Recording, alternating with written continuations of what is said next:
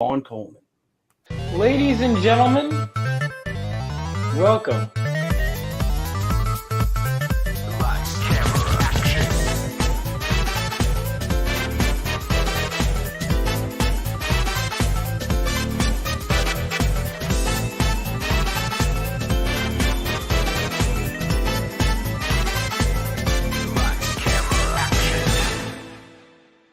Ladies and gentlemen, welcome back to yet another episode of Vaughn Coleman Presents. I am, of course, your host, Vaughn Coleman, and today we have a very special guest who wanted to get on the show for a while, but I hadn't yet. And now, with this book out, it's the perfect time. But before we do that, of course, you guys know I have to talk about my book for a moment.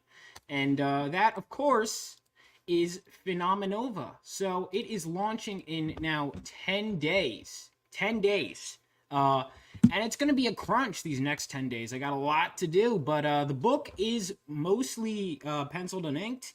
It is set 20 years after World War III and follows the teenage son of a World War III veteran who is struck by lightning while holding a mysterious crystal and finds himself awakening with lightning powers and super speed.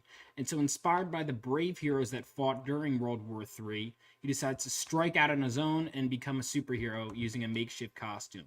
This is issue 1. I wanted it to be a giant size, 64 pages story, 68 pages total.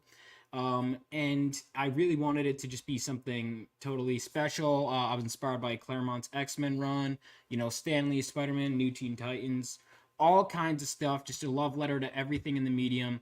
And obviously I want this to be an ongoing story, but you can't do that without having a solid issue 1. And I wanted it to be like a comic that if you get it, you're good. You're going to want the next one, but you'll still get a good story here.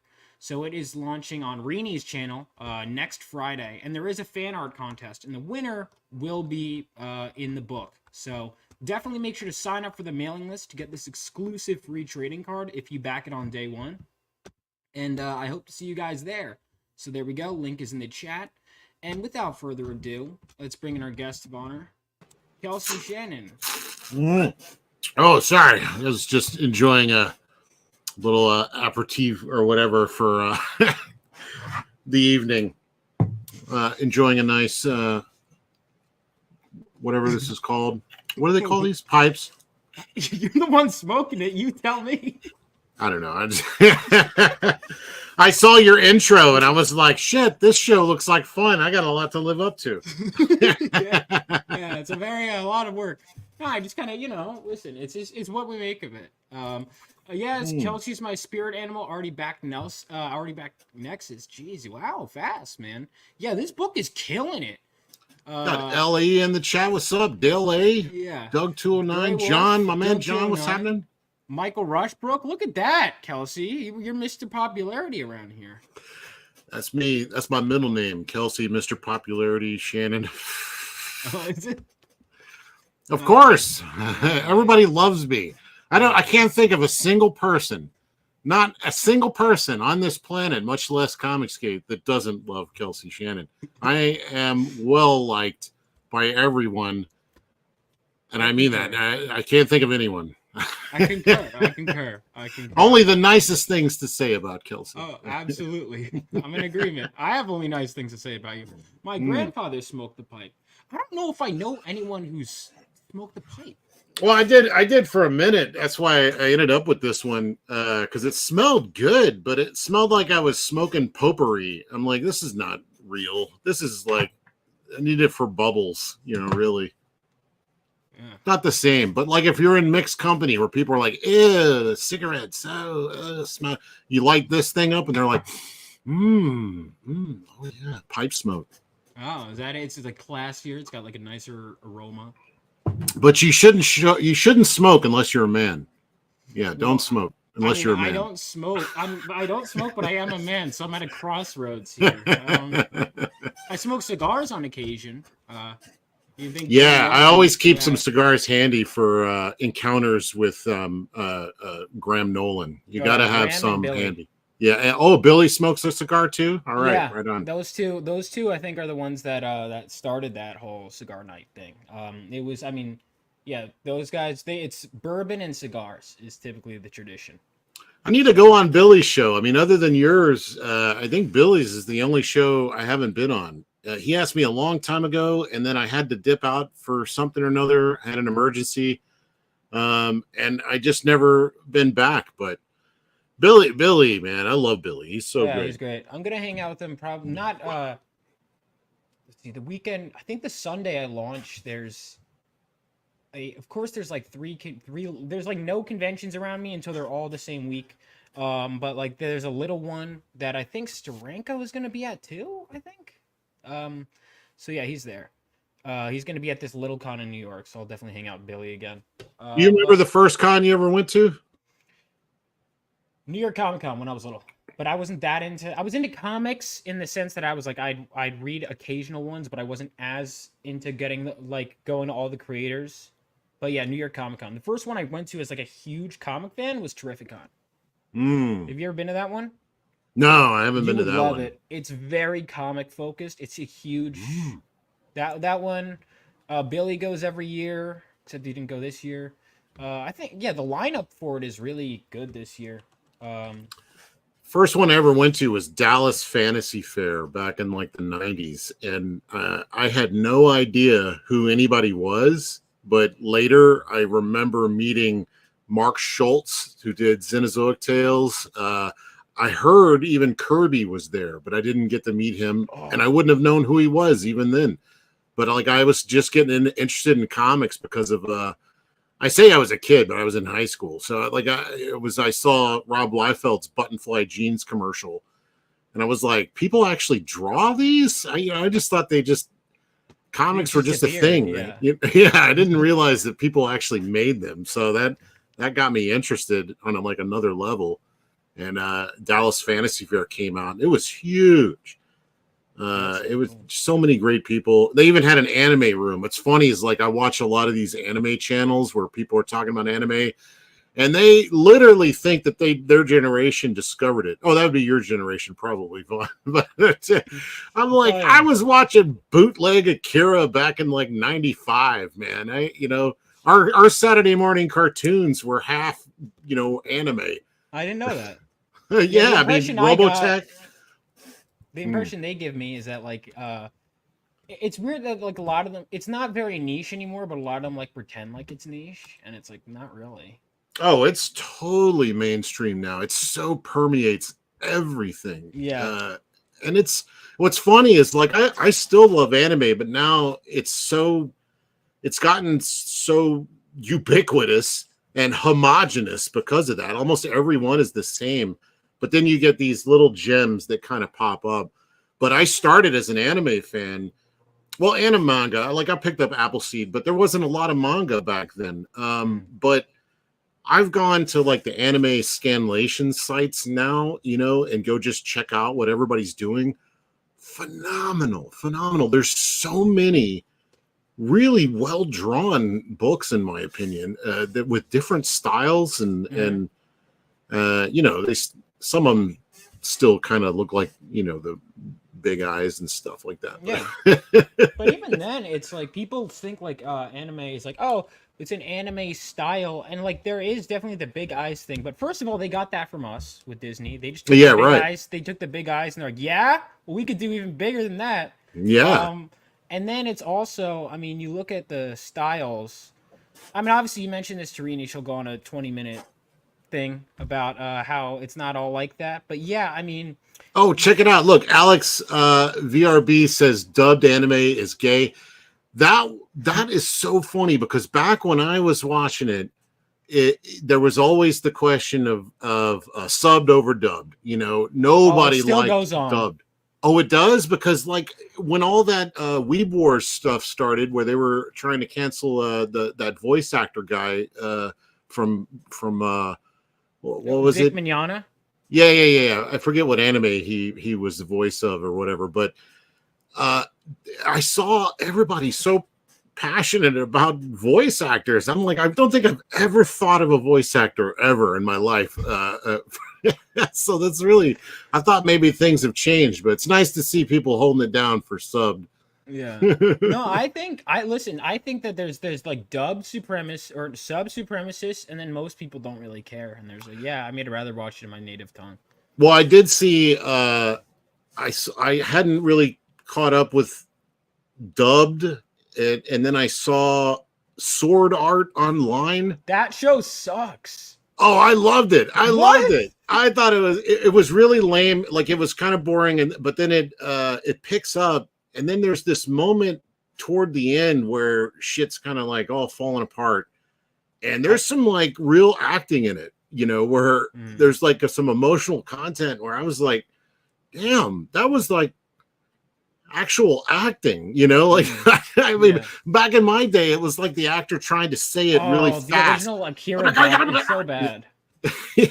The Akira, I remember starting it, and then I'm watching it 20 minutes in. He was like, my friend texted me, he's like, I'm like, I'm watching it because it was his favorite movie. He goes, are you watching which one are you watching? Are you watching dub? He goes, I go, yeah, I'm watching dub. He goes, which one? I'm like, what do you mean? He goes, there's the shitty one from the versions. 80s and the one that's good. Like there's a part where like the 80s one, it's like doesn't sound like a teenager at all. It's like Tetsuo, you gotta do this. Well, they say Canada. Oh yeah, and they say Akira instead of Akira. It's so bad. But I love them anyway. Charm. Sword Art Online, yeah. So apparently I stepped into it I couldn't get through Sword Art. I think the moment I had to stop watching was when the stepsister was like trying to fuck him. I was like, this is too much. I gotta go. Oh, see, I don't even remember. It literally goes in one ear and out the other. So like I don't remember any of it. I do remember the cool designs. I was like, Jesus. I was like, stop. Fairylands? Yeah, I when they go to the lands of the fairies. And I was like, dude, like I can't watch this. Like, I'm a what? You never seen Fantasia? Come on, fairies can be hot. Well, they can, and they did have the one with the big tits, but then they revealed they revealed that the one with the big tits is secretly his stepsister, and I'm like, oh, okay, so they're just gonna be friends. But then she still wants to fuck him, and I was like, well, I'm not. Look, I can't do this anymore. I don't think it would be anime without some weirdness going on. There's things that we just turned a blind eye to for some cool character designs, but hey, let's change the subject. Yeah, no, but anime is great, man. What are your favorite ones? I've been getting I need to but I love Cowboy Bebop. Fantastic. Let's see. Here's the thing. Evangelion is good, but there's also I stand kind by of bores me. All right, I have to send you this video that literally, and I say this as someone who likes Evangelion, that just completely just rips apart Evangelion. It's one of the funniest things. And I agree. I like the show, but I like every single point he makes is correct. Because you know how the point is like, oh, the characters are whiny, but they're realistic. It's like, okay. That doesn't mean... Yeah, I don't know. Like that's one of those shows where I generally just wait for the robot. It's like Godzilla, I just wait for the cool stuff to happen. Yeah. But I don't know, as far as like favorite anime, I mean, there's always the main ones, Akira, the Miyazaki stuff's always really good. But man, it was always movies and OVAs when I was a kid. Ninja Scroll, Castle Cagliostro, just sort of that one. They're all become like. Have you not seen Ninja Scroll? No, Ninja Scroll I haven't seen. Oh my god! I know everyone tells me. You grow hair on your balls watching that anime. That's a great one. Yeah, that's a classic. I even like what they did with some of the new stuff, with like the Animatrix, which, despite it being like a tie-in to the Matrix, is actually pretty damn good. I think other than the first Matrix movie, it kicks the crap out of the other three sequels. Yeah, I've only seen the first Matrix and the second one. I've heard the Animatrix is good. I like fantastic Shell, but the ending like really bothered me. I didn't like it. Where she's put into the body of like another human or another robot or something. And it's like she combines, and it was, and then has like the man's voice coming out of the woman's body, and I was like, this is just, I don't like this. I'm feeling all weird in my nether regions. Well, I don't know about that. Speak for yourself. Akira is really good. Obviously, Miyazaki's movies are great. Yeah, they're just solid. He understands like there's to me like there's a couple different types. Otomo, who did Akira. Oh yeah. He worked with also Satoshi Kon, who did like Tokyo Godfathers, Paprika, Millennium Actress. What's the one with the that guy knows Western storytelling like almost as good as like Miyazaki. I mean, or even better, even because he gets like nuance stuff that don't like. Well, I guess Miyazaki does that kind of stuff too nowadays. Good character nuance, but there's a difference. Like I used to wonder why like so many anime did stuff that didn't make any sense. You know, like I'm like, why would they go there? Why are they doing all this or why that? And somebody said that they love to engage conversation in the audience, so they go out to eat afterwards and discuss like what the hell they just watched. So a good Western story kind of wraps everything up in a nice, neat bow. You know, where you understand the motivations, you understand the path that the character takes. It goes on a nice arc, and it ends well. Where you're either, you know, it's a tragedy or a what are the different ones? There's like several different endings, you know, good one, happy ending, tragedy, one where nothing changes, you know, the character ends up right back where they started basically, but the world changed around them maybe. Gotcha. Yeah, I mean, there's so many. Have you seen Devilman Crybaby? Oh, Golden Boy. Yeah, that was a great one. I love Golden Boy. Seeing, there's this one Twitter hilarious account that just posts like hot chicks from anime, and they keep posting from this show. And I'm like, what is this? It looks well, not only that, but it's just hilarious. It's really funny. And I wanted to be that kid because he drops out of college and then travels on a bicycle around the countryside, taking on random jobs in order to just learn life. Mm-hmm. And he keeps like, he's got this weird toilet fetish though. Like he loves to like think about the hot babes sitting on the toilet. That part's weird. There's always something weird in these shows. That's bizarre. But he would learn a great deal about whatever he was doing, learn some life lessons, and then move on. And by the time he leaves, all the women that he was after suddenly realize that they like are actually into him, and they chase him, but he's already gone. You know, he's on to the next adventure. But what did you mention? You said Crybaby? That was great. I really enjoyed that one. Crybaby, that was so good. Is my mic better now, by the way? Apparently people thought it was quiet. Oh, yeah. I'm probably just really loud. Okay. From Texas. Oh, yeah. I got you. Yeah, I've only been once. I liked Texas, actually. I really liked it. It was fun. It's a proud state. Yeah. Texas, Louisiana. Those are my haunting grounds. Yeah, I mean, I love New Orleans. It's such a cool city. Gator was good. I mean, I don't know if it was actually good because the thing is they put gator meat, like they have to fry it and everything.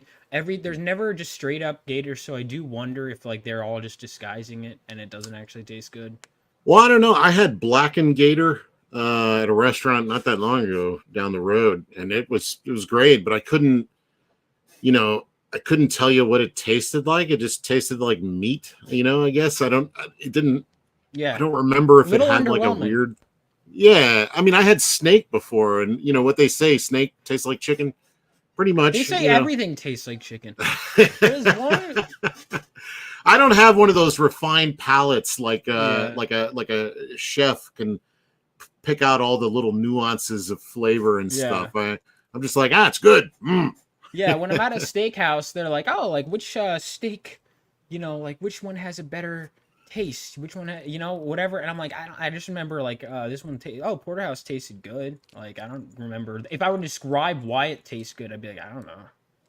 LE says he had shark. Tastes like fish. Thank you. What's shaking, OC Steve, for $2? Thank you for the super chat, man. I got a cool commission I'm doing for OC of Wolverine and Cable, like that great poster that Mignola did. You ever see that one? Let me look this up. Oh, here, I got it over here. I'll bring it in. I might be getting to that part in the comics. Like I got to Cable's first appearance recently. Well, that's in Cable's first appearance. Wasn't that in New Mutants? Yeah, so I'm like, I have to get back to it, but I'm close to the end of like, I call it. I mean, even though it's not Claremont, like Claremont's era, like that run, including all the spin-offs, Yeah. I'm towards the end of it. Is this it? Yeah, that one right there. I had that on my wall. It's over there now, stacked up with my posters. But that one is Mignola, and it's colored by Mark Chiarello. It's Gotcha. hand painted. That one, Nice. but it's so flat. I just don't have any clue how he did it. And I asked him one time. He's like, "Oh, I just do it like the Europeans." I'm like, "Yeah, but how?" And he's like, "Blue line." I'm like, "No, but how do you get the flat color?" And he just laughs. And I'm like, "Oh, all these great secrets are gonna die with you, man. Share them." I think Cable's first appearance. No, it's 86, I think. Hang on. He says OC 89. says 89. No, this is not his first appearance. Yeah, it's 86. Because, ready? So people always say it's this the one. cover. People say it's this one. They're wrong. His first appearance, and this is all right. Real quick, one thing that pisses me off is when people call like blatant first appearances cameos because they're not on the cover. Like, okay, he shows up in a full panel at the end of here, and it's like people are like, that's a cameo. Like, no, it's not. No, Like, it's setting up the next issue, right? This is not a cameo, dude. That's his full face in shot. It's just an advertisement, though. It says next issue, this guy. You know? No, because it cuts to him. Hold on, I could pull up my Marvel. Oh wait, I forgot. Marvel Unlimited has been screwing me. This is the last page. Here. Oh, okay. So no, I would say that this is his first appearance. Personally. His arm makes the first appearance, and his whole face minus his chin. I mean, I still have these issues too. I look at them all the time. The New Mutants are like probably my favorite Liefeld stuff. I like the X-Force. That was like really huge for me, as a young man. But the New Mutant stuff, man, it's got Hilary Barta inking on him, and he's just nailing it. So good for me. Hilary Barta's a guy? Yeah, Hilary Barta's a guy. I didn't know that. We got a few guys with lady names that are funny. Laverne Kadzertsky is a colorist, and he's a guy. Yeah. Vaughn Coleman, a guy, I think. Yeah, Vaughn Coleman. No, I'm just kidding. Yeah, I think so. I think I'm a guy. You know what's funny, actually, is I think the first time I heard of you, it was a Chuck Dixon book you're working on. I was like, oh, Kelsey, Shannon. And then I looked you up, and I was like, oh, it's a guy. I get that a lot. I'm hoping I can go to Webtoons and everybody just think I'm like some nerdy girl chick, drawing like romance comics, and they'll just like, oh, she's great, and just never show my beard. Yeah, exactly. Make a lot of money oh, and then get out while I can before I'm canceled. Yeah, no, it's like that happened. There was a trend. There was like this thing, VTubers, and it's really funny because they're like these anime girls. And I guarantee you almost all of them are men. But there have been a few occasions, like there was one of the biggest ones, I think, and there was like an electrical issue or something, and then for a brief second his green screen disappears and you just see this Asian guy with a voice filter and he's like his entire fan base. It's really funny. If I did a VTuber thing, I'd make my avatar look way worse. Like I'd make like a Grouch character or something in a trash can, or just something abnormal. That'd just be more fun. I don't know. It's weird when you like have the girly avatar. It's like, what are you doing? Yeah, Wolverine. First trying to trap guys. Yeah. So what do we got? You got some super chats. You get them all? Yeah, I'm about to. Michael Beach. I saying first of all, hey, back Nexus today. We got a lot. Hey, thank you. Marcus is saying, yeah, exactly. 180 is Wolverine, not 181. Michael Dicha, did I hear correctly the other day that there's a Mike Barron story with Kelsey's art on the way? Yeah, we should talk about that. I'll pull that up in a second. I just was nerding out for a bit. And that Chuck Dixon story you're talking about was Jungle Comics. That's was in 2017. It was the first book, I think, other than Jawbreakers. I think that's the first book I did at Comicsgate. And that book is still going on today. Like I did the cover for issue 2, and it's still going. It's like 14 issues or something in at this point. What book is this? Jungle Comics. Let me look this up. That's the one I did with Chuck Dixon. That was a dream, man. Chuck and Mike Barron are probably my favorite writers. That Paul Dini is another guy. I absolutely Oh, I love Paul love Dini's Paul stuff. Dini. I He's forgot so to put good. him on my list of favorite writers, but he's up there too. I mean, his stuff in the animated series is amazing. It was a huge influence on me. Mm-hmm. That's a Brian Denham cover that I colored. Nice. Yeah, it came out really good. That's old stuff. That's an old. It's a public domain book, so that's Okay, gotcha. Everyone can do it then. Okay. yeah. Jungle. It's there's a huge fan base for Jungle Girl type stuff. There's a ton Gee, I of wonder books. why. Yeah, I mean, I don't know. I can't really put my finger on it. Maybe it's the lush foliage. Yeah, probably a lot of fans of nature, I think. The market decided what the first appearances, and the market likes cover appearances. Mm. So then, Yeah, when would Mary Jane's first appearance be? By that logic, wouldn't that who? be? Wouldn't that mean that Mary Jane's first appearance isn't? All right, the issue number is blanking, but the first appearance of Mary Jane is. God, Right what is after it? Gwen Stefani dies, or no? What's her No, name? it's way before that. Gwen Stefani. What's her name? Gwen Gwenpool. Stacy. Gwen Stacy. Gwenpool. Jesus, Kelsey. I thought you were a fan. I haven't read a comic like from Marvel since. Oh man, I don't even remember. Oh no, I take that back because for John's long box, I'm reading Warlock right now. There's a And, Warlock series? It's an old series. Adam, yeah, it's just called Warlock, and it's all about Adam Warlock, and it's I've never read anything like it. It's really wacky, and I don't know. I have yet to determine what I think about it. I need to finish the whole thing because from the way John's talking about it, it gets really good, and it is good. And it's like old school comics, like you probably like, where every page has like a whole bunch of stuff going on. I mean, it's not like that decompressed storytelling stuff. There's almost not enough room, and he gets tinier panels, and then he's squeezing them in, into the little corners of the page. It's so dense. Gotcha. It's That's interesting. Yeah. I like. I mean, I'm still working on it. Obviously, my first comic isn't going to be my best one, but figuring out how to squeeze a lot in a page and also decompress. But I mean, I look at like a lot of it. I mean, Walt Simonson obviously would put so much on each page. But this is the modern audience. Yeah, I look at it as just another weapon in your holster, man. Because like you want to decompress. Think of it like a movie, where things kind of like expand and contract, right. Or like a great music where it has, it builds, you get your like crescendo moment and then it falls and we get, it's like a roller coaster. And being able to control that pace through panels and dialogue and all that is the job. Absolutely. Dale A says, wasn't there going to be a Nexus comic from Dark Horse as well?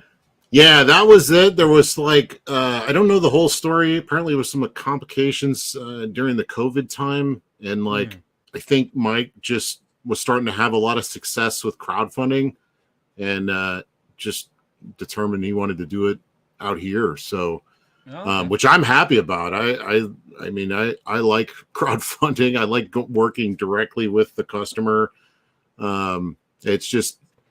I don't know. It's more fun. I spent, 20 years doing mainstream where I never really interacted with the comic fan, and because I was always one myself, I was always looking for the admiration of my peers, people that I admired. And then when Zach started doing his videos, that was one of the things he talked about. And I was like, holy crap.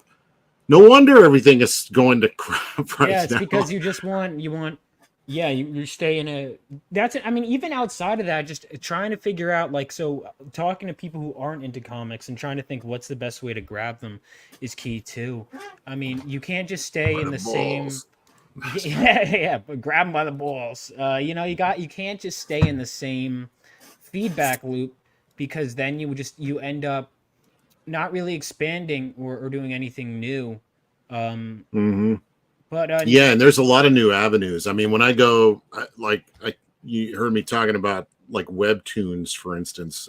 I went and took a look just to see, because all we hear is comics are dying, comics are dying. And yeah, I think a certain aspect of it is, but the comic fan and the comic medium is alive and thriving like never before. Because like I went and looked at this one called Lore Olympus, and it was like one of their more popular ones from a Canadian girl, and it wasn't really my thing, but it has several billion views. billion? Several billion views. Every issue is like several million Oh, views. okay, yeah, I see why this isn't your thing, but it's still that's crazy. Oh, that it's well drawn. It's like a romance set in like the gods of Olympus kind of stuff. I mean, it's so decompressed where you read one and you're like, what are they doing? There's no recap or nothing, but it's meant for. I read some of the comments too because I was really curious what people were saying about it. Not one mention of the art. It was all about so and so character is such a scumbag. They need to like do the right thing by so and so, and so they were all into the characters and what was going on, and I'm like, oh my god, this is where the readers are. The people. I don't want them to look too closely at how bad my art is. Just get into the story. That's that's good. Your art isn't bad. Speaking of, I did want to ask a question. When we were at Tampa, you were I wasn't able to get a remark because you were so busy the whole time. And then I know Chuck Dixon. We got to do another con, but Chuck Dixon Stun brought the art book, and dude, that was amazing looking through. I assume you finished that, obviously. Yeah. I was a little late on it, but I did him an Airboy because he's a big fan of the OG character Airboy, and I should have taken a picture of it, but I didn't. So, but yeah, it's like Airboy and Valkyrie, this like hot chick character in the book too, and they're like on the airfield. As like airplanes are exploding behind them, and then there's like this helicopter coming in through the clouds, and it was okay. It was cool. He liked it, so that's all that matters. So Airboy and Valkyrie. Whoa, Valkyrie is a hot chick. Yeah, there's a great Dave Stevens like cover for that. Oh, that's like Billy's favorite artist is Dave Stevens.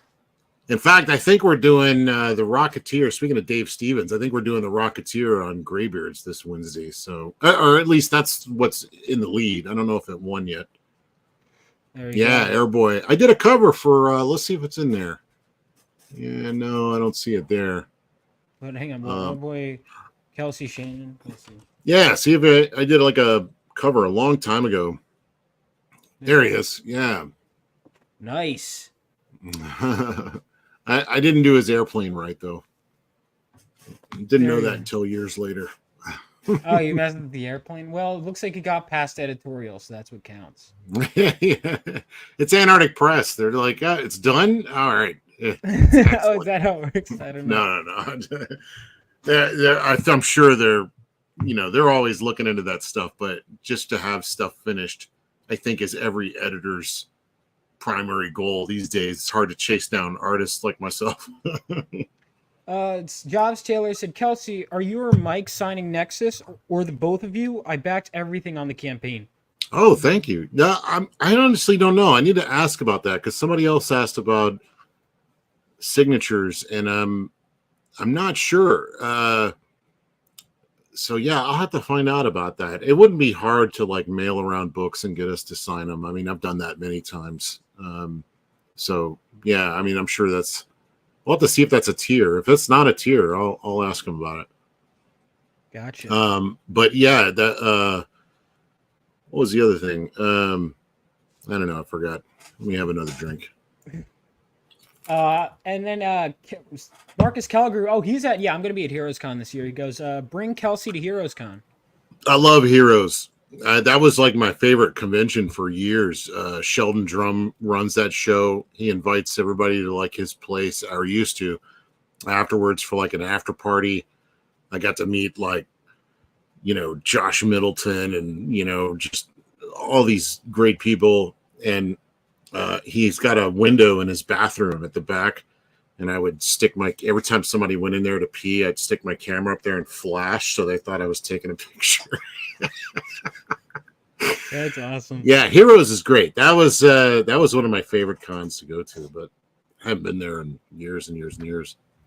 We got John said, "Did y'all mean to leave the $50 tier off on my comic? What's the $50 tier?" Yeah, I don't even know what's the $50 one. All right. John, just message what or write in the chat what that is, Here, and we'll take a look let me for look you. it up. Marcus Kelger said, "I read Airboy Chuck's first book he wrote. It was at Eclipse. My first It's book really good. was actually editing something for Chuck Dixon. It was so What was it? Hunter Ninja Bear. Oh yeah, right. Okay. There you go. So there's that one. Yeah, Chuck's Punisher War Zone with John Romita Jr. is one of my all-time favorite comics. I just like That run. it's so good, man. Yeah. Because it was like, I don't know, man. He just gets that street level stuff so well. They even ripped off some of it for one of the movies where he's like interrogating some guy. He's got him chained up upside down, and he's behind him, and he's like lighting up this blowtorch. He's like gonna torture him, and you're like, shit, is Punisher really gonna be like the bad guy? Like, I know he's a kind of an anti-hero, and he'll do things that he needs to do to get the job done, but torture, I mean, like, is he pushing things too far? And then he's like starts blowtorching the guy's back, and the guy's like, I'll tell you everything. And he told him, but then he comes around him, and he's got like an ice cream that he took out of the freezer in like the panel before that you didn't see, and he was just jabbing him in the back with like a super cold ice cream, and it's the cold burn of it. He thought he was being burned by a blowtorch. I was like, God, that's clever, I don't think I ever would have thought of that. Let's see. Michael Bancroft says, "How about get one of Kelsey's beard hairs tier?" there's going to be one on every piece of art I mail out.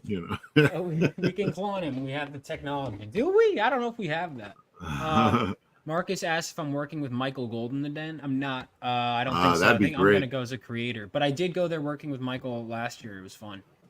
You worked with Michael Golden on what? What do you mean? I've worked conventions with him and Renee. Oh, that's fun. Yeah, I like them a lot. Renee's great. I was always nervous to meet him because of this delay. Oh, okay, I see. Scourge autograph bundle, $50. Is that the one you're talking about? The $50 one? Yeah. That's on Indiegogo. So yeah, I'll ask him about that. I'll find out. I see a limited edition hardcover autographed on Fun My Comic, though. Yeah, has Indiegogo? Yeah, that launched. Yeah, I'll find out. Yeah, I'm not very good at this side of it. Like, the promoting. Obviously, I got like a sketchbook I'm trying to put out from Fun My Comic, and it's all done. But I got to go through and add some more of like the titles of the different books, and some of them I've forgotten. I'm having to look it up, but I'm having to finish this cover for Zach, do these YouTube shows, still trying to color Kit Carter, and Aaron's probably getting itchy. So like, I'm just trying to make sure I hit everything, which I will on time, but like I'm trying to, the two priorities that I need to get done like this week are getting Zach's cover done and then getting the sketchbook out, because those are the two outstanding things. And once I can get those done, I'll just feel so much better, because right now it's just hanging over my head, and it feels weird to like laugh and have fun, when there's like work and people are waiting on stuff. Yeah, I know exactly. I know the feeling. I mean, I haven't even asked for any money yet, but it's almost like, no, I can't have a life because I haven't, because every time I'm like going out, they're like, oh, what do you do? I'm like, I work in comics. Oh, what is it? And I'm like, it's not out yet. Like, yeah. I'm like, I feel like incomplete. I'm like, God damn it. Wow, I will be a comic guy. I will be a writer. I'm sick of being like, I'm trust me, guys, I am writing something, and then even then it'll be like, trust me, guys, it's fulfilling. Trust me, guys, it's funding. A lot of trust me guys. Punisher versus Mike. Oh wait, who else do we No, got? you don't have to trust me. I want to earn that trust. Getting these books out. Kevin Cecil. Not that Yeah. I haven't done that for the last friggin' 7 years, but it's always the "What have you done for me lately?" But trust me, guys, I'm gonna get We got so many people coming out. Gooch, Diabolical Souls. Yo, what's up, Hey, everyone? Sadman. And then we got Juju. Oh, she's doing a cover artist. She's doing the trading card for me, and she has a cover that is gonna be dropping soon. So Juju Nice. said, "Hey, just popping in to say hi and congratulate Kelsey on the launch of Nexus Scourge. Looks great, man. Thank you. Yeah, the Yeah, artworks this are is really this good. is a real dream for me to do Nexus, something I never thought I would do, and it really is all because of Zach Richard Meyer, because he was a big fan of Nexus, and he commissioned uh, uh, Mike Barron to do one crowdfunded, and he asked me, I guess because I was working with Richard, he asked me if I wanted to draw it. And I was like, hell yeah, I love Nexus. I never in a million years thought I would get a chance to draw him, and that hooked me up with Mike. And I've already told Mike, I was like, as long as you like, I'm committed to like at least one of these series a year. Like if you want to, you should do more Nexus with other artists, but like if you want to keep doing stuff with me, I'm there for you, because I think it'd be great to have like a nice body of work for of Nexus. That'd be sweet. Yeah, I've only read Nexus: The Origin. I know Mike told me he'd send me some Nexus stuff, so I got to remember that. Um, I got a novel he sent me. Yeah, here it is. I can't reach it, but it's great. It starts off like in these fields, and there's like these black, like almost like hairs that come out of the ground, and they like attack you. I need to finish reading it. It was really intriguing me right at the beginning, but yeah, I've been getting into it, but did you is this a newer franchise you're into? Did you grow up with Nexus or did you read it back well, in the day? yeah, of course, when I started, it was like all about art. I read a few, like, I read X-Men Claremont with Jim Right. Lee. I read everything I could get, but I didn't really understand anything. But it wasn't until like reading year one, that I really saw the potential, because I was always a movie fan, Oh, even really? I before didn't know that. comics. Oh yeah, I wanted to make movies. I Oh, me too. learned editing. Yeah, I know you do. Filmmaker Vaughn Coleman. Yeah. Yeah, but that was my thing, and I initially got into comics because of cool art and a way to tell like cinematic stories without a lot of money. And then along the way, I fell in love with the art form Mhm. even more than film, because the film, other than requiring a lot of people and a lot of money to put together, a lot of time, and it is an amazing art form, comics to me have become limitless. Yeah. And when I see pages of people standing around talking, I'm like, there should not be a conversation happening unless you're dodging a bullet from alien spacecraft. I mean, like you should really be maximizing your budget, because you were unlimited budget. So you should really be like milking every page for its maximum value. At least that's the way I feel. But Yeah, I now I'm like good regretting. I trash hope action. my talking scenes aren't too boring for you, but I do have a You lot make of them action. good. You make those dialogue good and captivating, and have us learn new things about the character in intriguing ways. I mean, that sometimes the dialogue stuff can be really good if it's done right. We'll see. Yeah, we'll see. And if not, I always have another issue to fall back. But I've had other people read it and they weren't bored, which is a good thing, Okay, good. Yeah, yeah, Especially yeah. because comic scripts they're not as pretty as screenplays in my opinion. Like they're screenplays read faster, but they're also much more corporate. John said I used to do a drinking game where I took a shot every time Vaughn mentioned film school. I woke up in the hospital and the doctor said I couldn't play the game anymore. I haven't been mentioning it as much. Comics are the best format to hide Easter eggs in because you can easily flip back and forth. That is true. The one thing that I have a hard time with, though, is there's no music or sound design, which I love, love, love to integrate that. It creates so much mood, and you can really do a lot of things with those. We don't have that in comics. I call coloring the sound design of comics, because you can really pump up the mood and either have everything be dour and like gray, or you can have it really exciting and poppy with color, or single light color to create sort of drama. I mean, there's so many ways you can add to the atmosphere the way music does with just color. But there's no real easy way to build suspense and then have a great reveal except for the page turn. Right. Now, this is one of the things that really excites me about the webtoon format, even though I don't know that I'm actually going to do that. I may just put out my comics, people can read them as PDFs, but that format is really intriguing me, because as you're scrolling, you create an infinite reveal. You can reveal things one after another because nobody knows until they scroll up. So I've seen people like make a lightning bolt. You follow the lightning bolt down, boom, it explodes. And there's like all this storytelling potential with that scroll that we just don't have. And I've seen some really well done stuff. And that has my storyteller kind of, brain cooking. Like, what could you do with that, that hasn't been done?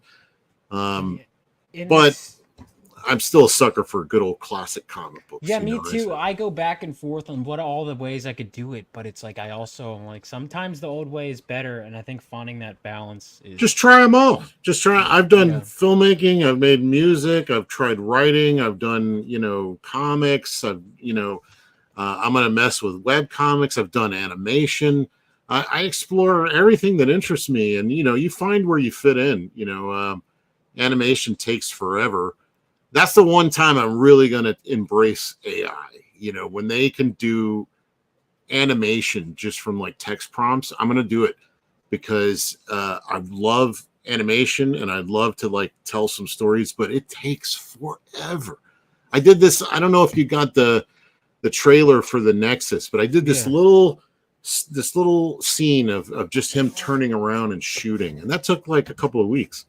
So I mean, it just takes forever to do this stuff. Oh, hey, what did that say? What are you doing? It said, hey, Kelsey, did you make all the animation for the Nexus trailer? Yeah, that's what he was asking. Just that took a while? Just that little bit at the end. The other stuff was done by Chris Brawley. I don't know if I should say if he wants to be known as the guy that did all that, but he's doing a phenomenal job with all that, actually. I love those trailers. It even has like an announcer guy. It's almost like in a world of Nexus, Yeah. The explosive Kelsey Shannon. I like it. The scrolling webcomic is a lot closer to animation than standard comic. I really got a kick out of adding drama and suspense with that. Cool. Animation is stupid expensive. AI will be a revolution. Okay, so hey, Well Red, what's up? I was just thinking about you the other day. I need to hook up with you. Trailer. Yeah, there we go. Let me play this trailer. And I've been watching Bancroft talking about web comics and not necessarily specifically webtoons, but just the idea of going digital. I've been trying to get people to think about that since we started, because it feels like we need to build readership, to help sell these trades. And I'm like, if you just put even just a few pages online, or at least make a little scene, put a little scene out there at the very least where people can read it and get invested in it, they'd be more willing to to give some of this stuff a shot. I mean, thankfully, this is Mike Barron. He's well known. He's created a lot of comics here that people love. So this is kind of a no-brainer for anybody that wants to get in on this stuff. But like when you're trying something new, like I'm really considering that with Shank, at least putting out the whole first scene, which is like maybe the first 20 pages out digitally, so just people can read it and see it, Absolutely, see what they're getting. And I did have a question. Where was it? Hold on, I had it. God damn it! Where did it? It was right here. You figure that out. I'm gonna go get a beer. You play the trailer.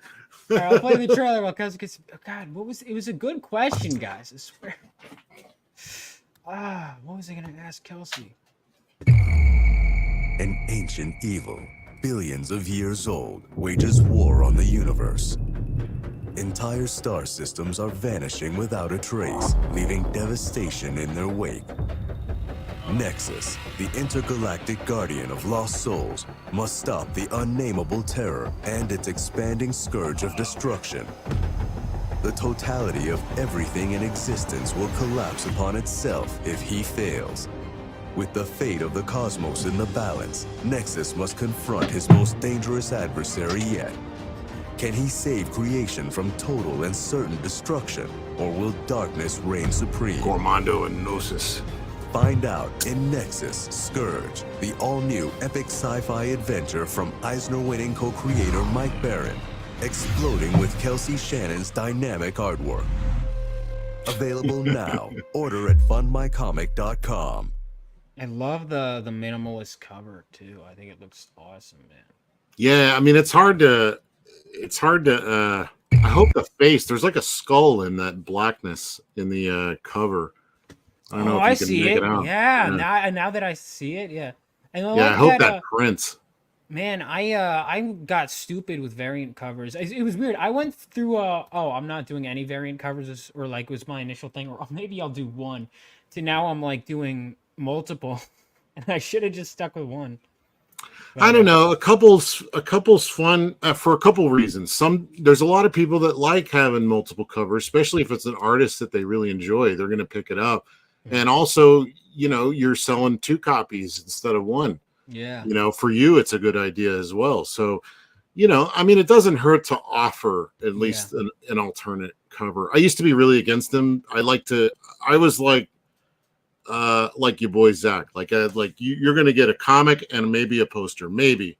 I'm only in the comic book business. You're not going to get dog tags and patches and Zippo lighters from me. You're just getting a great comic book. We're going to focus on that first. Yeah. Then if it sells, if it's popular, we do more, we can branch out from there. But to me, I feel like you got to test an IP out first, I'm in agreement with that.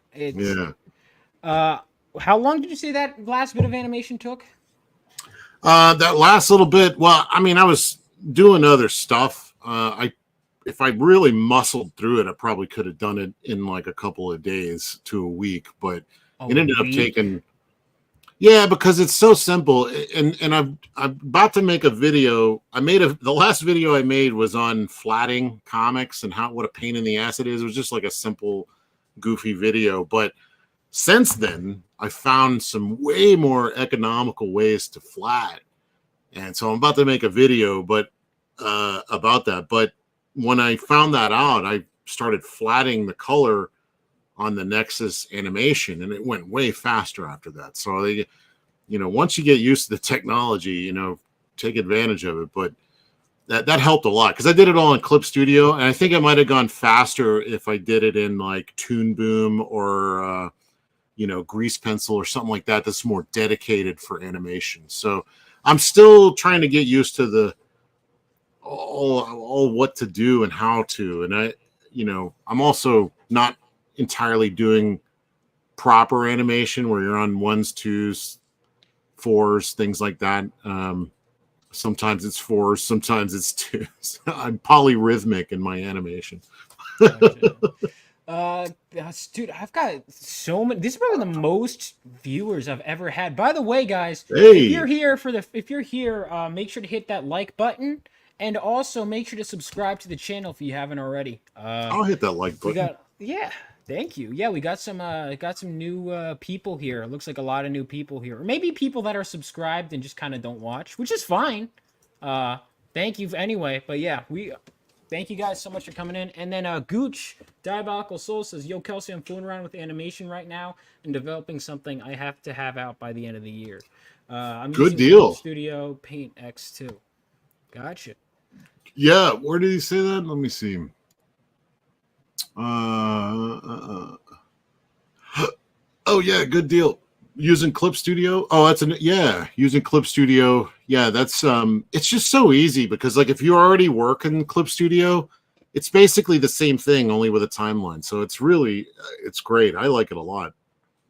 Oh, Will Redwood isn't subscribed. No, I'm just kidding. Thanks. Thanks, man. No, I find that too. There are people that have been on that I've met multiple times, and they're like, "This is my channel." I'm like, "Oh, I'm subscribed," and I'm like, "Wait a minute." Or I've had people that are like, "Yeah, I'm on your sign up list." I'm like, "No, you're not," and they're like, "No, yeah," and I'm like, "No," but it's fine. Phil, I'm only always here making for me feel Kelsey. good. Yeah. We're Yeah, gonna thank you. unsubscribe immediately after Yeah. this is over. That was like, so I had a 600 subscriber special, and my chat decided it'd be really funny if right when I hit 600 subscribers, right before the stream starts, that they'd all start unsubscribing. The whole show was I don't have enough for this kind of joke. like, Don't do that. Rainy unsubscribed live on air. They all were just screwing with me the whole time.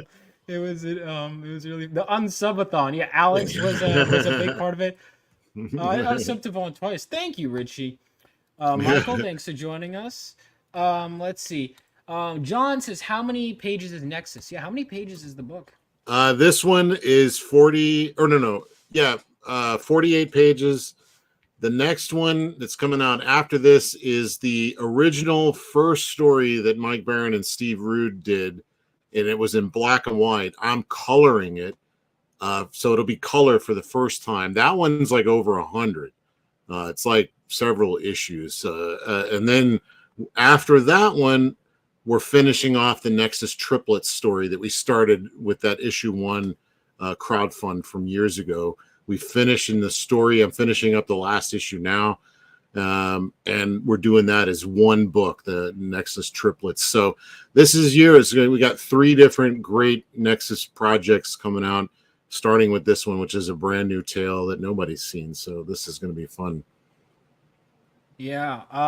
This book looks great. So I didn't. Oh yeah, the Triplets is 3 issues. So that's 64 pages. Is that right? Wow. So Scourge is how many? 48. 48, and then. And Triplets is going to be like, I think 64, I think is the number. That's 3 issues. So it's 22, 48, 64. Isn't that how it goes? Or is it 30, 36? That's a lot. Either way, that's a lot of Nexus, a lot of pages. So for someone, I'm an artist. I'm not good at math. Dude, I was doing budgeting, and I was like, my brain is not supposed to do this. No, not good. 66. Right. Oh, okay, somewhere around there. It's a 3 issues worth, and since it's a book, I'm looking for opportunities. I know that Mike and them were wanting me to add more cool shots of Nexus because I'm kind of a straight story guy, so I forget that I should like take a moment to draw Nexus looking really cool. So now I'm like going back and trying to like, can I make this shot a cool shot and a storytelling shot? Like that's you're always learning. I'm always learning. Especially when somebody says that, I'm like, I never really thought about it. And I go back and look, and it's like, yeah, where's my great like iconic shot of Nexus? Like, because Steve Rude manages to put him on like every page. So, if he can do it, I can do it. Yeah, there's those every once in a while. It's weird. Like I'll have comics that I'll think like envision this panel as being this huge grandiose thing in my head, and then I'll look at it and I'm like, oh no, he's just kind of like standing there. But then sometimes you'll have like, the first one that comes to mind when I think is that splash page in Daredevil Born Again, obviously when he's in the flames. Oh, yeah. Actually, in that story alone, even though he's barely in the costume, it has a few of those. There's the one early on where he's screaming in the bar. He's like, "Where is Matt Murdock?" Like that one. That's the very last like issue or two, isn't it, of Born Again? Well, that's the one with the Patriot guy, or what's his name? Oh, that one was good. Nuke. That still blows my mind because like he's even like driving, like he gets hurt and Murdoch's like driving him to the place and he can't see. And on top of that, it's raining, so he can't really hear anything. So he's just driving blind, completely blind. It's such a great. And then the Avengers show up in like the coolest way I think I've ever seen. Oh my god, the line is like one of the greatest lines in comics. I got it. Let me pull this out. Yeah, read it to us, Vaughn. It's absolutely. I remember reading it because at first I was disappointed when they show up because I was like, why can't Daredevil just handle it? And then Frank Miller in like one page does like the greatest Captain America appearance where it's like and the Thor. Yeah. Out of nowhere, they appear. A soldier with a voice that could command a god. And It does. does. And And the Thor does. shows up. It's so good. So good. Oh, man. Hang on. Let me show you guys for... I don't know if this will do it justice. That is literally one of the greatest lines I've ever read in a comic. Dude, so fun. I write for lines like that. All right, let me see Yeah. if I can pull it up. Marvel Unlimited, I need to renew my membership now. All right, this is not gonna work with that cover. By the way, I did what I consider to be the definitive Frank Miller Daredevil reading list. Oh, okay. Let me know. Watch my video on it. Let me know what you think. Okay. I think. Yeah. Focus. There we go. Yeah. With a voice that could command a god and Does. Oh my God. You could just hear the lightning crash right at that moment. It's so good. That is one of my favorite. This is probably my. It's one of those things where I liked Daredevil Born Again when I read it, but I was like, I don't understand why it's by far considered the best. And it was just like I would just stop, and then multiple times I just think about it and think about it. It would just keep coming back, and I'm like, yeah, no, I get it. Like it. It's unforgettable. And I feel the same way about Year One. I read that like once a year, and I swear that I find new things every time I read it. Just new character subtlety, new background things. To me, that's like watching. It's like watching, something like French Connection or something. It's like an old school movie. And how it works, and the rhythm of it, the pacing of it is so perfect, and they managed to cram so much character detail in the first page. Even it's so remarkable. Everybody talks about Dark Knight Returns, and I need to read that again. I think it's about time I need to read it again. But Year One is still my jam. It's better. I think Year One. It's a different animal, though. It's a whole different animal. It looks. Mazzucchelli is so good. Yeah. Oh wait, was he? So let me ask you a question, because was he a big influence on you? Oh, for sure. Yeah, I could see it in your art. I wish I had the boldness of him to just because like he'll just sling a brush and have like dry brush in there and real fat lines. He was in his like uber Alex Toth phase in that moment. And then he just kept on going. Now his stuff's like really simplified and even more so. But man, that was the sweet spot, because I heard somebody analyzing it recently on YouTube where they were talking about how just the one page of the mayor, I think, and how his room is filled with all this stuff that talks about his character, little trinkets on his desk and stuff.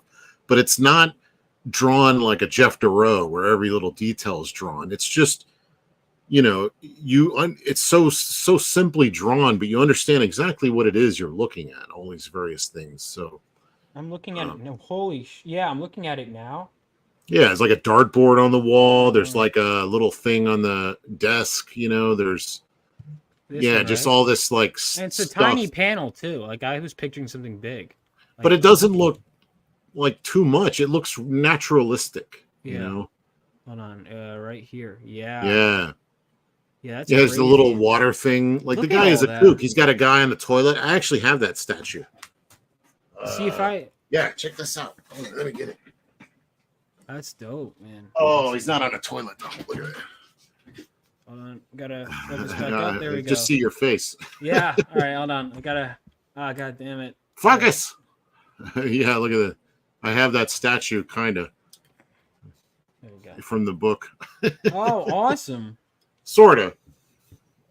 Just a coincidence, really. Yeah, that's definitely one of my jams. But Frank Miller, I should mention Frank Miller. I don't often mention him as one of my favorite writers because it's just kind of a given. Yeah. I have not read anything the man's done that I didn't really like. Oh, you haven't read All-Star Batman and Robin, The Boy Wonder? No, I have not. So I can still say that I have not read anything that I didn't like. Wait, you haven't read it? I have not read that. I read it, and I remember I was just like shocked at what I was reading. I just couldn't, because it's beautifully drawn. Is that the one where Batman becomes gold at one point? He paints himself yellow to fight Green Lantern. Okay. Yeah, I saw somebody going over that. It might have been kayfabe or some. I think that they went over it, and I was watching their analysis, and I'm like, this is not at all what I thought it was going to be. I just looked at the Jim Lee art. No, it's crazy. Yeah. So, oh well. Vaughn says, any clue when the compiled colored versions of the original Nexus will be available? I want that before I crack open Scourge. It's not all tied together in that way. Like, I don't think you need to read that in order to enjoy Scourge, because there's literally like 20 something years between the two. You know, that was originally done in like 1980 something, you know, the very first, very first Nexus story. I don't, but that one's coming out. Let's see, this is, what month are we in? April. How long do these campaigns run? Let me get 3 months? the link back. I thought you had it, Meromi. Sorry, I was confused. I was like, what is Kelsey's not lame? Let me give you that wrench back. I didn't know I think all 3 of these are coming out this year, so back to back. So as soon as this campaign's over, the one for Nexus Origins, I think we're calling it, and we're gonna have the Origin in there as well. So that one that you got, I think we're going to republish that in that book as well. So it's not just the original story, because the original Origin is changed a little bit when they did the Origin book with Dark Horse, like in, I guess that was in the 90s. So there is some like changes, but they want to present the very, very, very first story, but just in color and for the first time. So. Gotcha. Yeah, that's coming up. So probably a couple months away. I think these are like 3 months, these campaigns. Yeah, these look great. What? No, just everything you've got going on. I mean, Mike showed me even some from the next one. I mean, you're just the triplet stuff. Yeah. Yeah. I mean, are you having a lot of fun doing Nexus then? I mean, you of course. So how long did this take? Because you did the penciling, the inking, the coloring. Did you find it all came together easily, or did you feel like you had to kind of learn each thing? Well, there was a colorist, but I just wasn't feeling it. I don't have people color my stuff often, and it's not that they're bad. It's just that I've been coloring my own artwork for so long that I almost draw for color. So if an artist or if another colorist doesn't see the nuances that I'm kind of plugging into the artwork in order to color, it comes out weird looking, at least to me. It probably would look fine to anybody else. You know, I'm just nitpicky. So I eventually just colored the whole thing myself. And that was really good, because usually I have a bad habit of starting color, like even before I'm finished drawing it sometimes. So getting to go through this whole thing, just pencils, inks, and that took a little bit of time, because just Mike he writes so dense that there's literally like a change of sometimes whole planets on the same page, where you're going from one entirely different locale to another one. And so it's not that I can just get away with drawing headshot, mid shot, some background. No, I have to establish a whole new environment with aliens and how they live and all this other stuff. In some of the cases, it's never even been done before in Nexus. Like we go to Headworld in this. That's never been shown in Nexus before. So I had to make that up. And of course, it looks like a head world. Check out my go down. He posted I did a couple little character drawings of us. There's me. Nice. Nice. Did you letter too, or who lettered? I forget the letterer in this. It probably says in there. No, I'm not a. You. God damn it, Kelsey. No kidding. I'm dropping the ball. Yeah. That's so cool, man. This book looks incredible. Do you have who are your biggest influences as an artist? It's so vast, but like my go-tos are always like Brian Stelfreeze, Mignola, Toth, Jim Lee, Rob Liefeld, Mark Silvestri, just a lot of 90s guys. And then, of course, tons and tons of like anime or manga guys you probably never heard of, European artists from like back in the day, probably never heard of. And because nobody's ever heard from them, I steal from them liberally, and you'll never know it. But no, really, there's like just mountains of phenomenal artists that are from like Argentina that produced amazing work. It's not in print anymore. I found digital copies online that I was able to kind of look at and learn from, but it's some of that stuff is just hard to find now, and I would love to own some of it. Trying to think of like various artists. I can't even say their name. Like even one Japanese guy that I like is Yoshihiko Yashijiro or something like that. He's the guy that drew Gundam Origin. A lot of Origin talk. Yoshikazu Yasuhiko. What a name. He's got one of the few names that's like really hard to pronounce. But let me see if I can find a good. He does like some great color stuff. Let's see. Well, I don't know. Not a great example, but you can see like some of his stuff. He does like color work. Look at this cool robot here. It's dope. Yeah, I love his stuff. He's so loose, but still so accurate in everything. My dirty fingernails. Gotcha. That's awesome, man. I mean, those. Yeah, it looks like you take from everything. When it comes to colorists, do you have favorite colorists, or do you just kind of? Yeah, I mean, Glynis Oliver from back in the day at Marvel. I love Glynis stuff. I love Mark Chiarello. I like Dave Stewart for like new guys. Dave Stewart, I think, has some really neat stuff, especially when he's doing Hellboy. Gosh, man, so many. Yeah, I recently I've been having like issues. Like I'm always struggling with kind of multiple personality disorder as an artist. So it's really hard to like nail me down of like, oh, that's Kelsey's stuff. I'm getting better at it these days, but it's like whatever. I generally just kind of mold myself to whatever the project is in order to be the best for whatever the story is we're trying to tell. And in this has such a legacy. I just kind of shifted to those influences, in order to do this book. People like Steve Rude, Alex Toth, those are huge influences on me.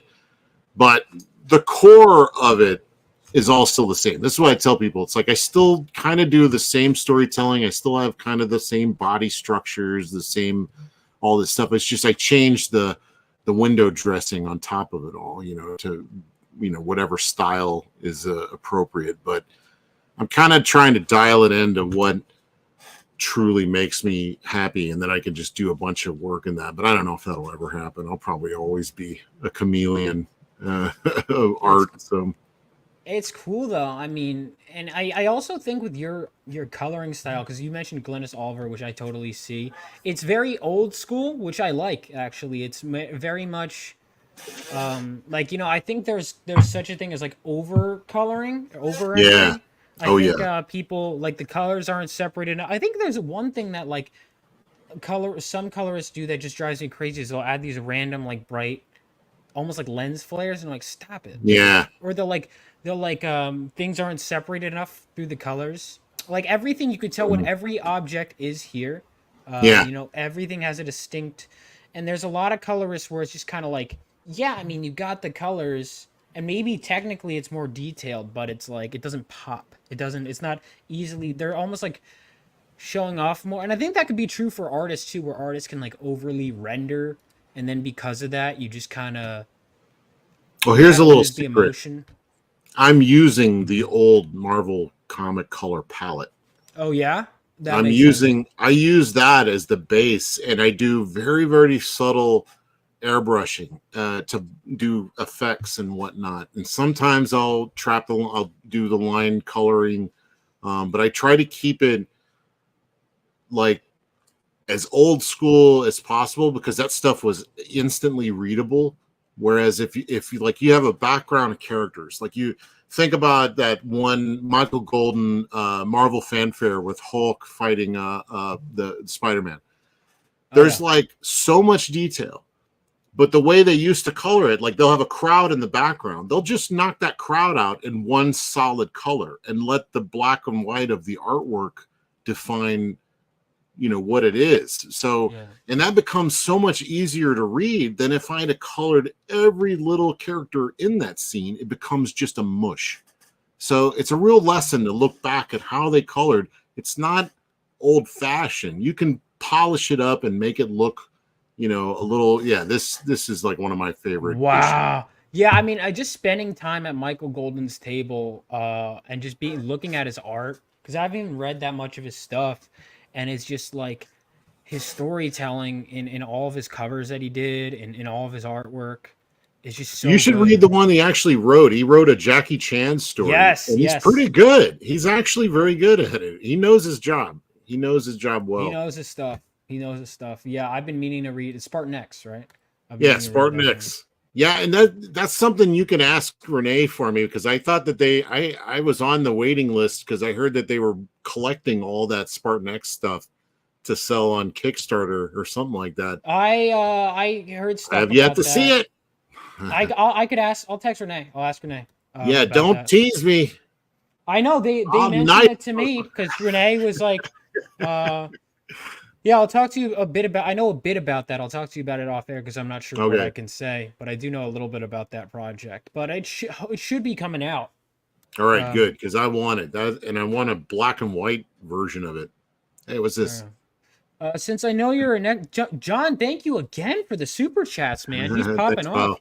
Since I know you're a Nexus super fan, Kelsey, let me ask: when will we want to read the Dark Horse stuff as well, or do you think the original Origin was better?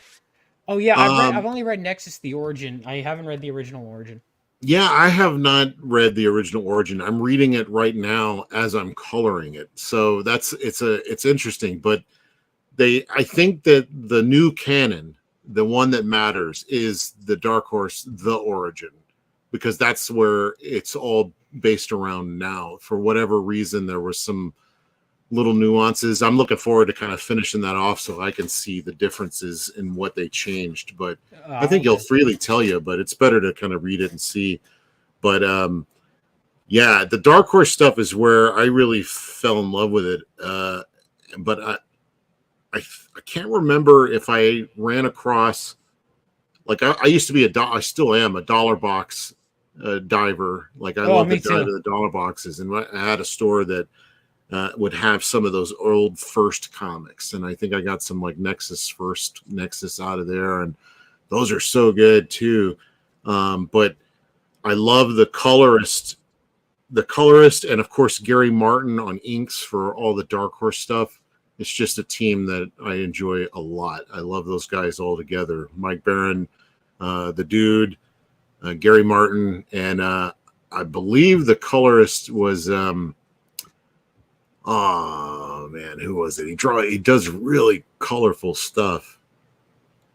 Paul Mounts. Paul Mounts is so good. He's a nice guy too. He does all of his like Amanda Connors stuff. Yeah. Great guy. I really like him. I like his colors. It's real poppy, real super high saturated color, but it's great. That's why I like it. I like even it seems like a weird thing, but like Power Girl's like blue gloves, the way it pops. Like just and yeah. I don't know. I really like the way he colors.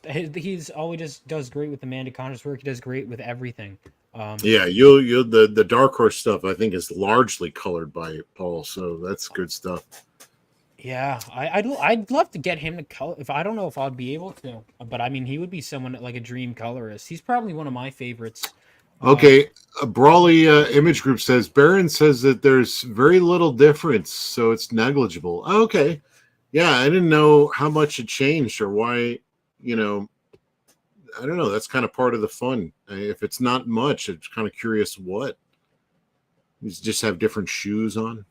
Yeah, Nexus is on my watch list is always big because not only do I have a bunch of books and then right now like I haven't read like anything really this month at all, but on top of that I have big ass runs I want to read all of Nexus. I got to finish New Teen Titans. I got to finish Claremont's. I want to read Peter David's Hulk. Like I got so many runs that I want to read, but I know it'll be worth it. X Favorite Factor is artist? a lot of fun with Peter David. well, I got it. I was reading the Peter David stuff mostly because of Larry Stroman. I was a big fan of Larry I love Stroman's Larry run. Stroman.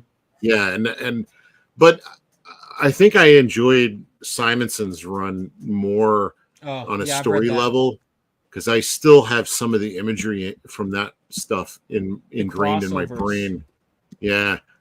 And that ship, that weird ship that they were flying around. Yeah, which it's just called Ship, by the way. That annoys me. Oh, okay. I didn't know. Literally, the ship is named Ship. Well, yeah, no, so you could have just said it and just, we wouldn't have, no. Yeah, it is weird. Let's see. So, favorite artist, Jimmy, Bart Sears, Shelby Robertson. Yeah, those are good. All great. Shelby's another one that was like, oh, this is a chick. Oh, no, it's just another guy. all the best guys in comics have girl names, right? Shelby. Yeah. Yeah, Bart Sears is a nice guy. I met him. We hung out with him. I learned so much from his Brutes and Babes articles in Wizard magazine growing up. I actually entered. He did a draw cable contest in there, and I entered that. I didn't win, but I still have a drawing somewhere of the cable I did for Bart Sears for Brutes and Babes.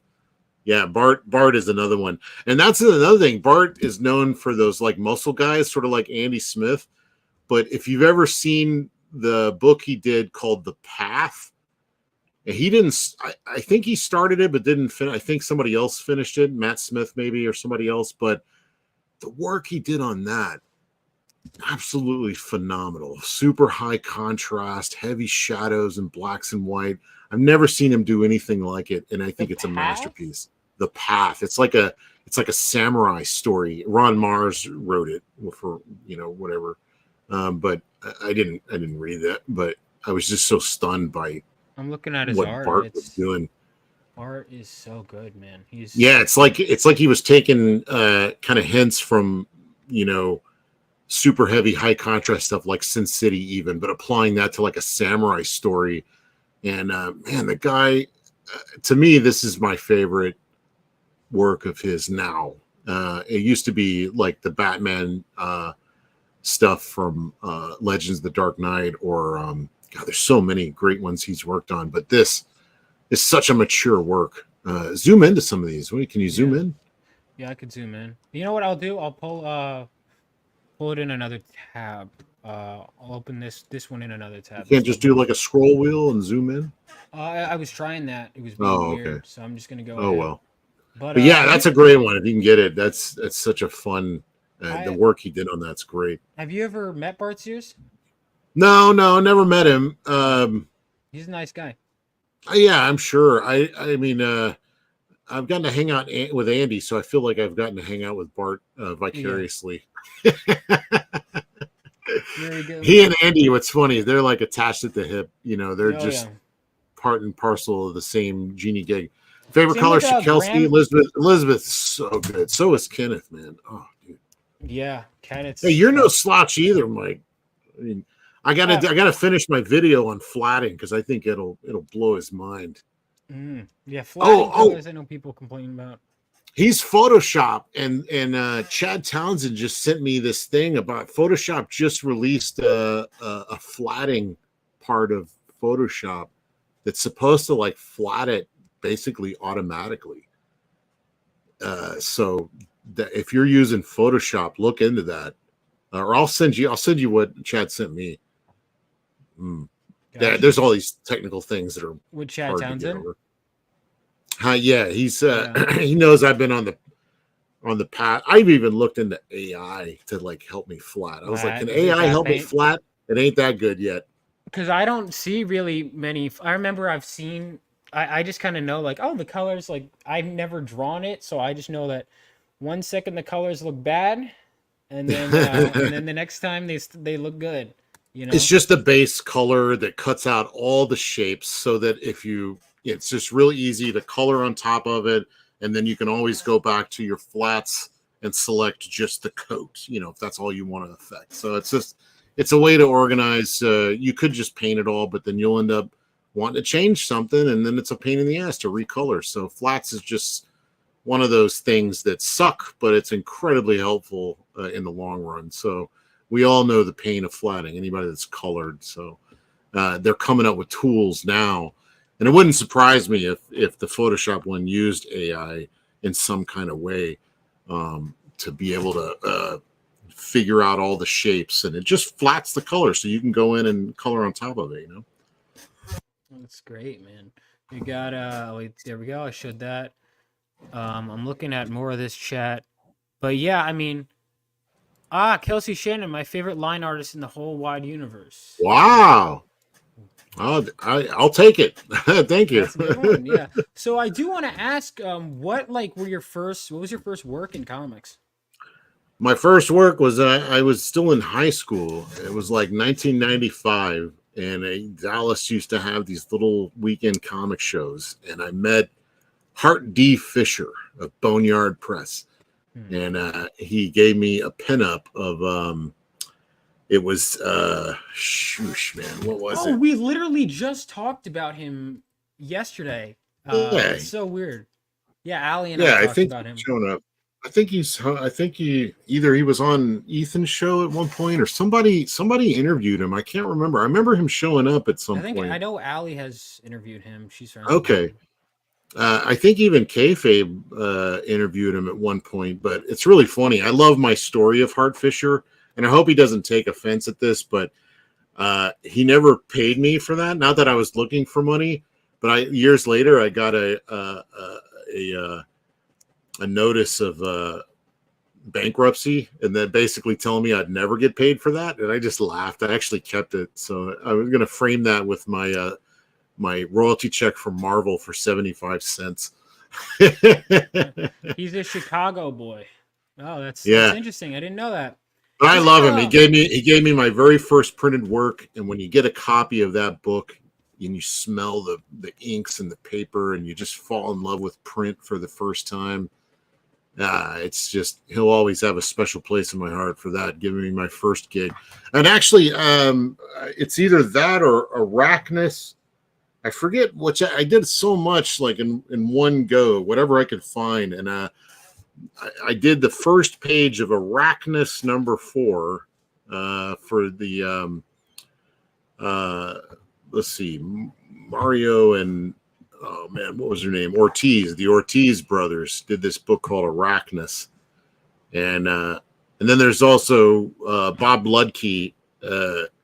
He was the owner of this store called Kaboom Comics and stuff. It was the first comic store I ever went to, and I used to go in there and enter their art contests. And I bought X-Men, that giant gatefold X-Men #1 that Jim Lee did. I bought that from that store, and that was my first real comic store. And then years later, he sold it and made his own comic company, and he did a comic called Template, and I did a 5-page story in like Template #5, and that was my first story work I've ever done. So all these guys that kind of gave me my first shot, they're just some of my favorite people for just giving me a break. So thank you.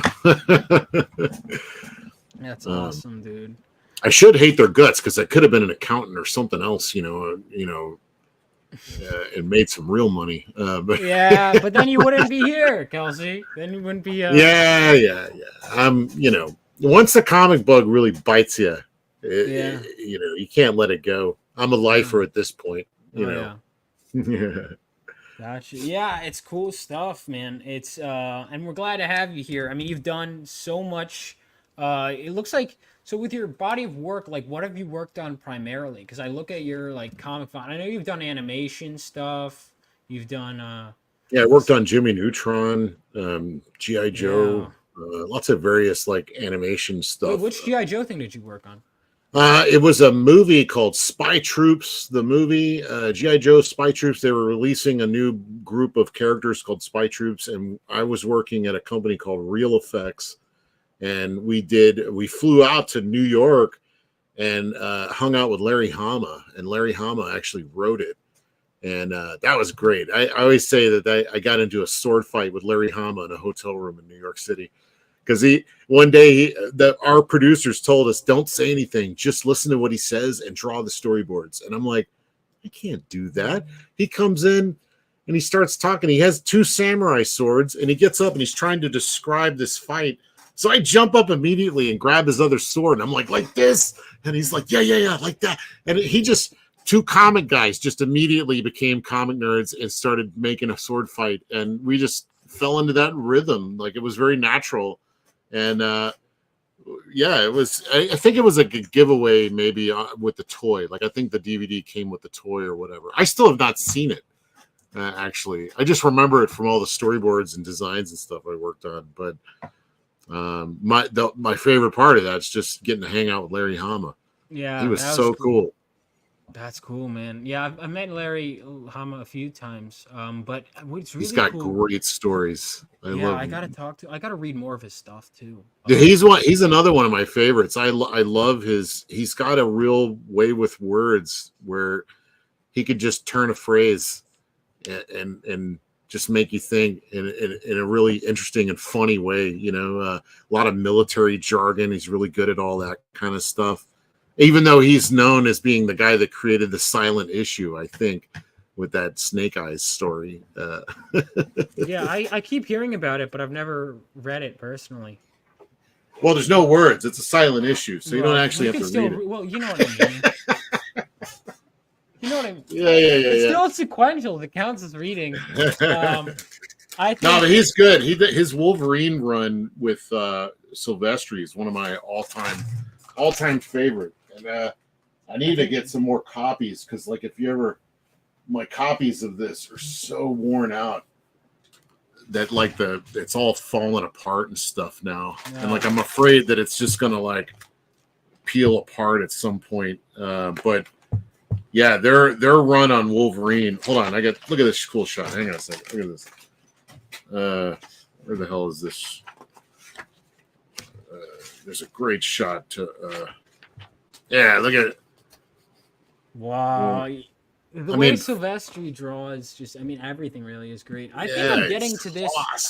Let's see what the next Wolverine, because I've been I follow this reading order. So the last in that whole Claremont era, I'm gonna call it, the last issue I read was Madripoor Knights, but I bounced that Wolverine, X Factor, Excalibur.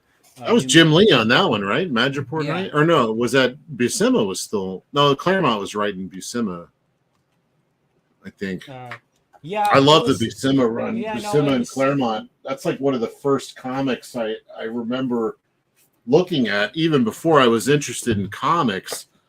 My friend Robin had a bunch of comics, and I'd go over to his house and play G.I. Joes, and then we'd stop for lunch, and he'd grab a big handful of comics, so I would grab a bunch, and this is one of the first ones I ever remember looking at. Oh, that's Wolverine. So good. He did he did the 10 Marvel Comics Presents. Before this. I have him here too. He did the first, most of the first. I think Gene Colan did one fill-in issue or something. But right.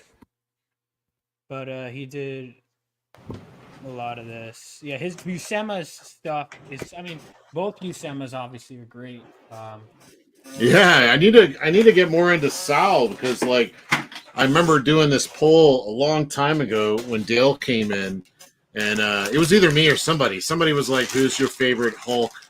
It might not have been me, but I remember who drew your favorite Hulk, and there were so many great answers. Mine, of course, was Dale.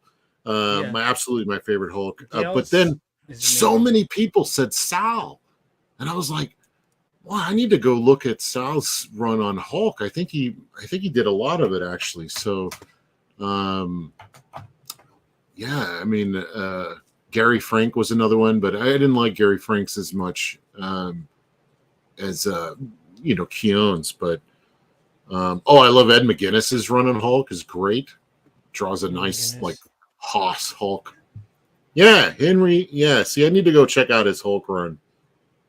Yeah, Hulk's Byrne drew a Hulk run. Byrne drew everything, man. I love Byrne. I like anything he's done. Honestly, I'm about to start reading his Fantastic Four run. I think there's a couple runs of his I have not read. The Superman stuff, but I heard that wasn't as good as like the Fantastic Four stuff, for instance. I did read his She-Hulk run. I really enjoyed She-Hulk. That's another run. That's another run. I gotta read that. I've been told the most important Fantastic Four runs I gotta read are well, the Galactus trilogy, when right? Kirby, when he first showed up, that's like 25 or something. What issue was that? It's early on. Henry Bemis said his. Yeah, I heard Man of Steel. I want to read Burnt, so I have my to-reading list. I should really like make it a habit again to just read nightly, but I've got to launch soon, so I've got a lot of stuff. I've got a lot I'm working on, but I love. I want to read his Man of Steel. I want to read his But I know that you should read. People tell me that Stan Lee and Jack Kirby's Fantastic Four is also you got to like essential reading. Yeah, Alpha Flight. Yeah, I've heard his Alpha Flight is really good. I got number 2. I need to get number 1. Start Kirby. I never read his Alpha Flight or his. I read all the X titles basically except for like Alpha Flight and Alpha Flight and Dazzler. I didn't really read. Phil says Cam loves Puck. What does he mean by that? What do you mean by that? You don't know who Puck is, Kelsey? No, I do. It sounds like a euphemism of some kind. Yeah. Puck. He's the little bald guy. It's always hanging around with Logan. Yeah. Was he an Alpha Flight guy? Puck. Yeah. He was Alpha Flight. Yeah. Alpha Flight's one of those I remember when I was a kid hanging out with my friend looking at his comics. I remember Alpha Flight vividly, and I loved the costumes, just the red and white. But I never read any actually, so I know that's where Jim Lee started. I think on Alpha Flight. Yeah. Before he went to Punisher War. Yeah, I remember hearing that. The Punisher stuff is tops, man. I love that run. Oh, so good. So this is the next Wolverine issue. I mean, I have a bunch of like stuff in my reading order, but this would be the next. I finished actually. Speaking of Byrne, he did a great Wolverine run with it's like a few Archie issues. Goodwin. Yeah, it's right after It's right after Claremont. It's Claremont and Buscema jump off, and then it's because it's like Byrne right before Silvestri comes on, right? Well, hang on. Who does? Let me see who does the interiors of the one I was just pulling up. This is Peter David Gene. No, it's Gene Colan. Oh, okay, yeah. Mark I like me some Gene. Yeah. Yeah, a strange set of stories, very unusual for the time. Yeah, that's interesting. Yeah, I've never read any of that. Yeah, I'll have to.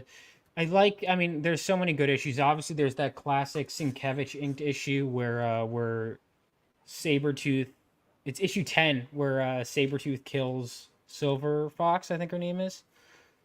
Oh, yeah, Silver Fox, yeah. I remember poring over, most of the Byrne I know is from the Marvel Universe comics, where it was just all the characters. I pored over that stuff. I knew more about all that than I actually did any of the comics, because it would tell their powers, their origin, how tall they are, what their strength was, strength of an average man with who works out a lot or whatever.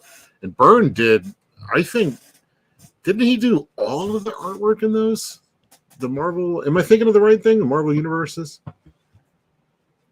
Basically, it's just a character Bible. It's just all the characters and their powers and whatnot. I don't know. Wait, never mind. Looking at Marvel Universe wouldn't help at all with that. Phil, you need to read Giant Size X-Men. It's the most important, even though it's not Claremont's run. It's Claremont's run kind of starts. You have to read Giant Size and the rest. But we should do. I keep putting it off, but after I launch my campaign, I'd love to start I think I'll do it on Sundays, a show called Comic Strip Club, where we go through and talk about X amount of issues or the That's subject of good. Comic strip club. Yeah, you should, Kelsey. I'll get you on. I've been That's talking good. about it forever, and I keep putting it off. You got to do Keep it. procrastinating. I do. Yeah. Now I really, especially now that I'm doing this, I really got to.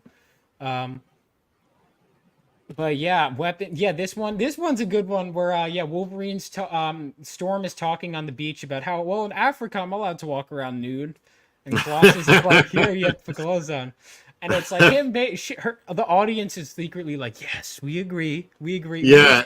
We respect your empowerment, you know? Everything a growing young man needs in comics. Oh, yeah. Oh, yeah, it's so good, man. That whole run has been, even when they have a few stories that aren't the best, it's okay because they could always just bounce back. I love it. I love it so much. But it's really, I did want to just, because we could talk about comics ever, but I did want to ask about, real quick, Jimmy Neutron, just because I did grow up on the movie. What did you do on Jimmy Neutron? Well, for one thing, anytime you see a comic book, I drew the cover or the whatever you see of the comic book in it. I think his friend has a comic book at one point. I designed a lot of the town. Just everything. Did a little bit of storytelling. I think my name is in the credits like 3 or 4 times because I did various things. And I even did animation checker right at the end of it all after the design department wrapped. I went to I even did a couple of the children's books, if I remember right. I think that one right there, scroll down, this one with the silver cover. I think I might have done the art for I can't remember, but I remember doing layouts, and then they had some guy do like painting so it looked like 3D or whatnot. But yeah, I don't remember much about all that stuff. It was such a blur. I was trying to get on after that was wrapped. I was trying to get on, I saw that the guy that did Johnny the Homicidal Maniac was having a cartoon come out called Invader Zim. Oh. And I wanted on that so bad, but I couldn't get it. Damn. Yeah, I know Invader Zim. I've seen some of it, but I didn't watch the whole. What's his name? Johan Vasquez, I think. The guy for that. I'm actually reading Johnny the Homicidal Maniac now. That's it's really great. One that people have recommended to me. Again, that's on the reading list. Scud, the Disposable Assassin. I remember there was this little moment of time where there was these really creative indie books coming out. Johnny the Homicidal Maniac, Scud the Disposable Assassin, Bone, Bone was the last one I read, but it was so good when I did finally read it. It was great. I read like the first 3 volumes of it, I think. Bone, that was one of the few ones people would do. Yeah, it's great, simplified storytelling, just maximized to its purest potential. I mean, it's really well done.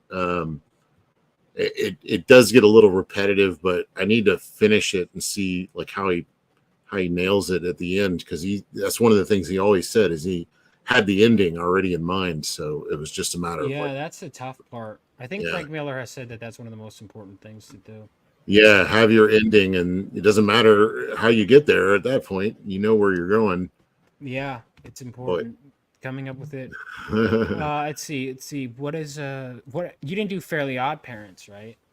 No. Was that a cartoon? Yeah, I was wondering because that was the same era. So that's why someone was asking. Well, when I was working on Jimmy Neutron, I hated it so much. And I tried. Well, just because I was, like feeling my wild oats, I wanted to go and draw comic books and draw cool stuff, and I didn't want to draw like cartoon people and whatnot. And I wish I had taken it more seriously, some of that stuff, because I hear now how people really enjoyed that, like people like yourself, people that grew up on it. And so now I kind of have it in a different frame of mind. But just to be honest, I was wanting to make comics, like cool stuff. And so I was posting online because online was really starting to become a thing. And there were message boards, and Shane Glines had one called the Drawing Board, and from that came Adi Granov, the guy that redesigned the Iron Man armor. Jason Latour was there. Chad Townsend was there. Oh, yeah. I was there, I know and that guy. that's how I met Mike Oeming. And I loved Mike Oeming's work from like Ship of Fools and from various things like that. I've read some of his. Did he do some Red Sonja? I think so. I don't know if he wrote it, but well, he was on there and he had his email. So I just wrote him an email. I was like, just wanting to say, hey, I like your stuff. You know, here, check out some of mine. And he freaking flipped. And he's like, I got 2 ideas for books. Which one do you want to do? And one of them was, I just saw the name Bastard Samurai. And I was like, that sounds cool. Let's do that one. And that's how I ended up doing that book in like 2000. I think it was like 2001. And I was doing that. That was fresh off of like Batman Adventures had just come out. That one's a cool one. I was loving Bruce Timm's style. So I was intentionally doing a Bruce Timm kind of thing, but different, trying to be different a little bit. And then I was sitting in a Mr. Gaddy's as I was like finishing up the first issue, and the TV was on, and Samurai Jack comes on the TV, and it looks really close to what we were doing, and it's the samurai story. And I was just like, crap, I'm going to get compared to this forever. And I have, but thank God it's a great show, because like now I'm just like, yeah, I love that show. I'm happy for the comparison. Well, I see that, yeah. Which wasn't that heavily inspired by Ronin too? Oh yeah, Samurai Jack was. Ours isn't. Ours is just a straight tale of like brothers and revenge and all this other stuff, and samurai in a modern world, underground fight scenes and things like that. So good fun. Yeah, what is this, like a retrospective? Yeah, I just decided to look it up. Yeah, if you go here, it tells you everything you've ever done, Kelsey. Let's see if you got any. I've literally done hundreds of issues at this point between coloring and so I can't even keep up anymore. Yeah, I'm seeing that we got X-Files. So a lot of it is coloring. Is it most of it coloring? I started as an inker, so I did a lot of inking, and then I got into drawing, and then I found out I had a knack for coloring because I learned Photoshop when it was like Photoshop 3, way back in the day, and I kind of had a knack for it, and found out that was an easy way to keep working. But the way the industry works is like, you're a colorist. Don't even think about drawing. So, okay. They put you. And I hate being put in a box, man. I hate being told what to do. So I did everything I could to get out of that. Right. When I hate now, always in retrospect, I think, oh man, I could have made a real name for myself as one of the good colorists in comics. But I always got to like go, try different stuff. I got ants in my pants. What can I say? I like to try a lot of different kind of stuff. So, painting. Like the Brit, that was I colored Ryan Otley on some of that Brit stuff, and some Invincible. I really liked working for Ryan. I think he's and Kirkman. They were good people. I think. They always treated me well. Yeah, Invincible is one of those ones I've been meaning to read. Someone keeps mentioning Dark Fang or Dank Fang. Yeah, Dank Fang. What's the difference? The chat. They all reviewed. I think it was Statistical Zero recommended it for them to review, and they did not get it or like it very much, but. It's not for everybody, but yeah, Dank Fang. It's actually Dark Fang. It's about a vampire that lives in the ocean for a time, and then I think it's got like an ecological message. So, gotcha. It's an ecological message with vampires and boobs. Interesting. And a French shark. I don't know. It's one of those. It's from the same guy that wrote Bastard Samurai. You are not pitching this well. People like different kinds of stuff. Like I was just about to say, it's written by Miles, and Miles has one of the most fertile imaginations I've ever seen in a writer. and he'll do things that are so strange. But I love that because I've never seen it in a comic before. And so it could be hit or miss when you do that kind of thing. Some people it hits really well with. We got a lot of really great reviews on that from a lot of people and a lot of bad reviews. So I love doing that, taking chances. You may fail, but at least you did something different and something interesting. Yeah. And you never know when it's going to really hit with an audience. And then suddenly you've made an original work that also resonates with the audience. So I'm always trying to do really out there kind of stuff. Yeah. What's the worst case scenario it doesn't do? Especially if you have a body of work now, it's like if you make a bad comic, it's like, okay. You know? Well, I mean, I'm always trying to do my best. So as long as they say, well, the art is great, then I don't really care. But no, yeah, exactly. That's true. Did you ever want to do writing or no? No, I do. I actually love the art form. I've done a lot of studying. It's funny. I just had this text tweet. Chuck Dixon wrote. He put this little meme of I want to write, so I need to learn Robert McKee's the book of story structure and all this stuff. And then the next panel is like, maybe I'll just put in whatever I want. And I was like, so Chuck, are you telling us that we should just do whatever we want? And that he's basically like, yeah, that's what I do. And I was like, oh, good, because I'm getting bored of all this story structure. I just kind of want to. Yeah, sometimes you gotta just do it. It's such a weird thing. It's sometimes you do need to study it, but then it's like if you study it too much, it's like sometimes you just gotta. We'll get you a nice foundation, and then you build, a wacky, crazy house on top. Go crazy. It's comic books. I feel like, we should deliver a really solid story so that people can invest themselves or at least get some kind of meat out of it. But other than that, we should really try to push the limits. I mean, this is especially now because nobody's paying attention. Really, just a handful of people, all of us good people, all you guys in the chat.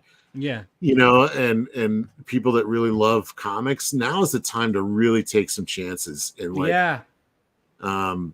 but I don't know. Everybody wants classic stuff, which is cool. And I'm always like, yeah, I'd like to keep one foot in the classics and one foot in the fire. Yeah, absolutely. I can imagine I'm gonna be trying new things and whatever. And while I am doing definitely a return to form superhero book, I've got ideas for different directions I can go. And I think people need to just try new things. I mean, one of there occasionally more than anything, just have fun. Just have fun, and your audience is gonna have fun. Yeah.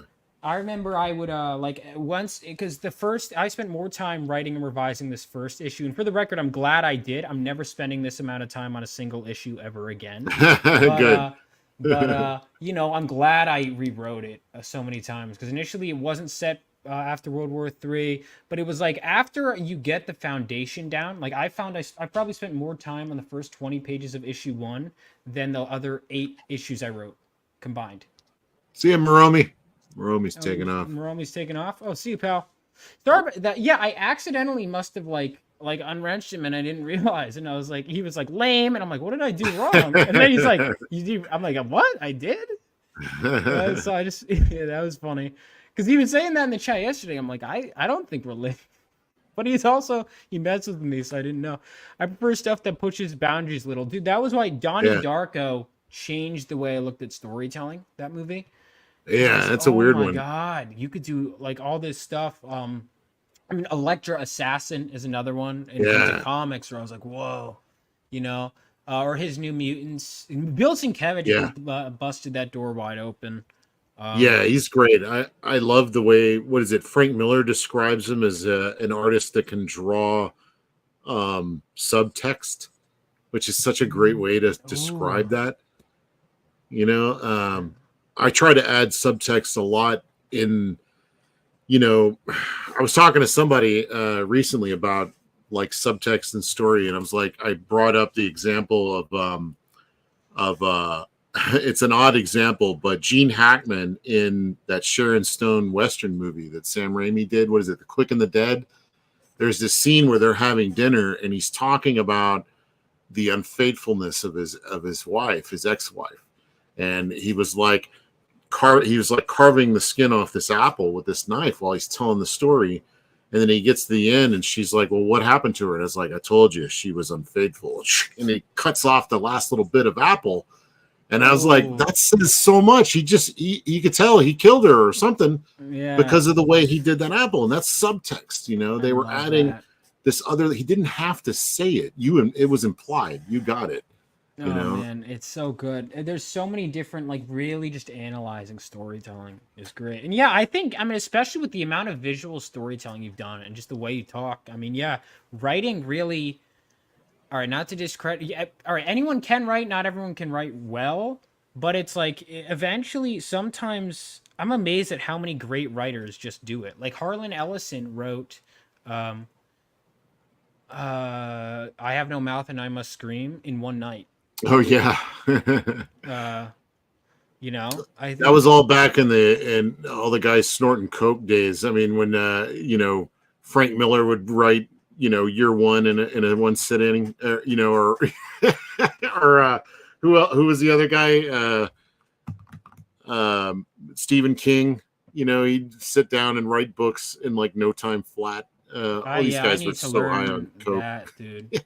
No, don't do coke. Well, not the coke part. The if I could do that without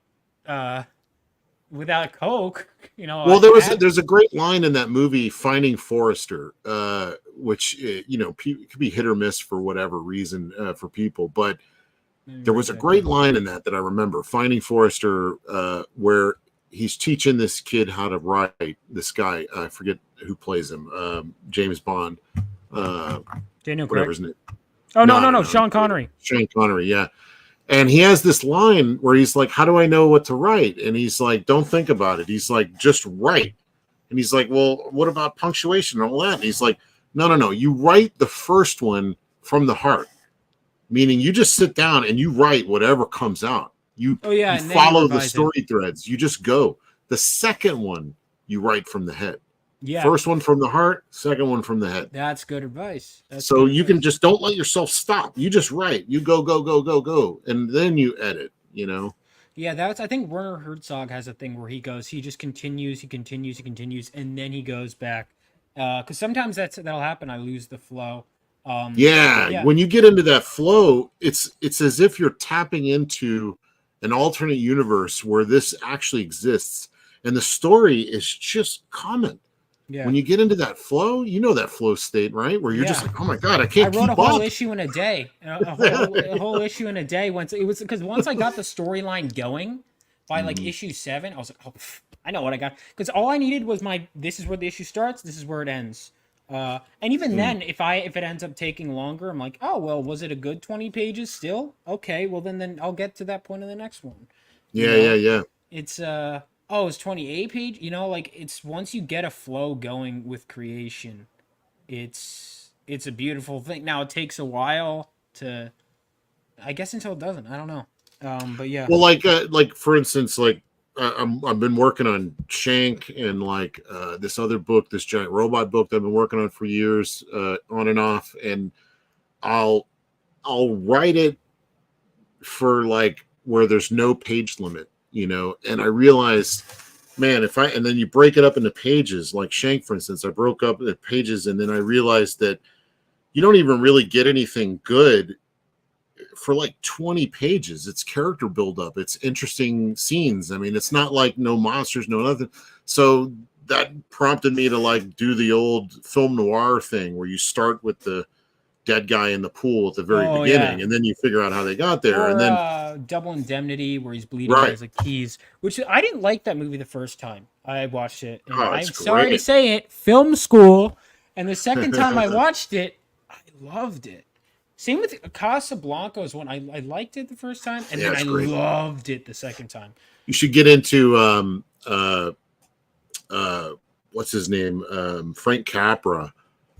Frank Capra. He did It's a Wonderful Life, and that's the one everybody. That one, It's a great movie, but he's done other ones like what is it? Meet John Doe. It's got to be my favorite movie of Capra's. And let me see.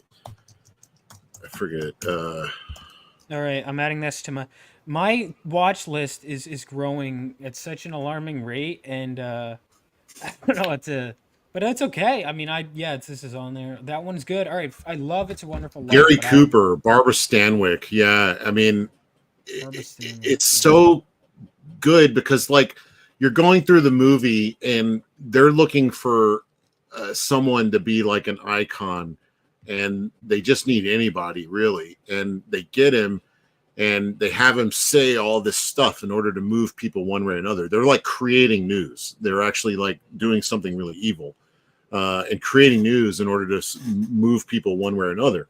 The problem is that Gary Cooper at one point starts listening to the words that he has to say, and then he starts believing them. And then he really becomes the man that they were faking. Gotcha. And it's so powerful at the end, man. It's really great flick. That's my favorite. I'm trying to think in terms of like older movies. Well, okay, I guess older could technically. I mean, I was born in '99, so technically everything is older to me. But, yeah, anything before the Matrix, right? Like, yeah, I mean, kind of. That's yeah. But I mean, like, look, most of my favorite stuff is before then. I would say favorite. I mean, there's so many great movies, man. My favorite movie of all time is Shawshank. oh, that's a great one. That old at all. What's your favorite movie? Oh my god, it's the same with comic books, but or just a few favorites. Well, I mean, Empire Strikes Back is great. Of Blade course. Runner, Predator, these are good ones.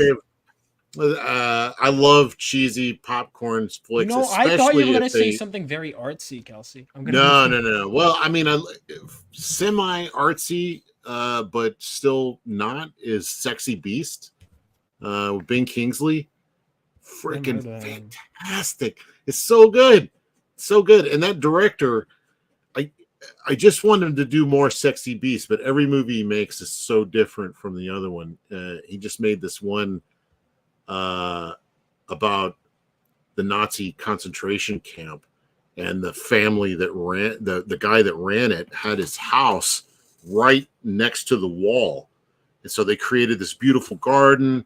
They're having this wonderful life and all this stuff. Meanwhile, they're right on the other side of the wall. There's like screams and like smoke from the fires and all that. It's like, how do you ignore that as a human being? And it's a really fascinating movie. But what's it called again? I was trying to write it. Point of interest, I think. Let me see. That's not it. I'm writing all these. It just came out. Sexy Beast. No, that's not it. Let me see. The Sexy Beast is Jonathan Glazer is the director. The Zone of Interest. Zone of Interest. Okay, yeah. Gotcha.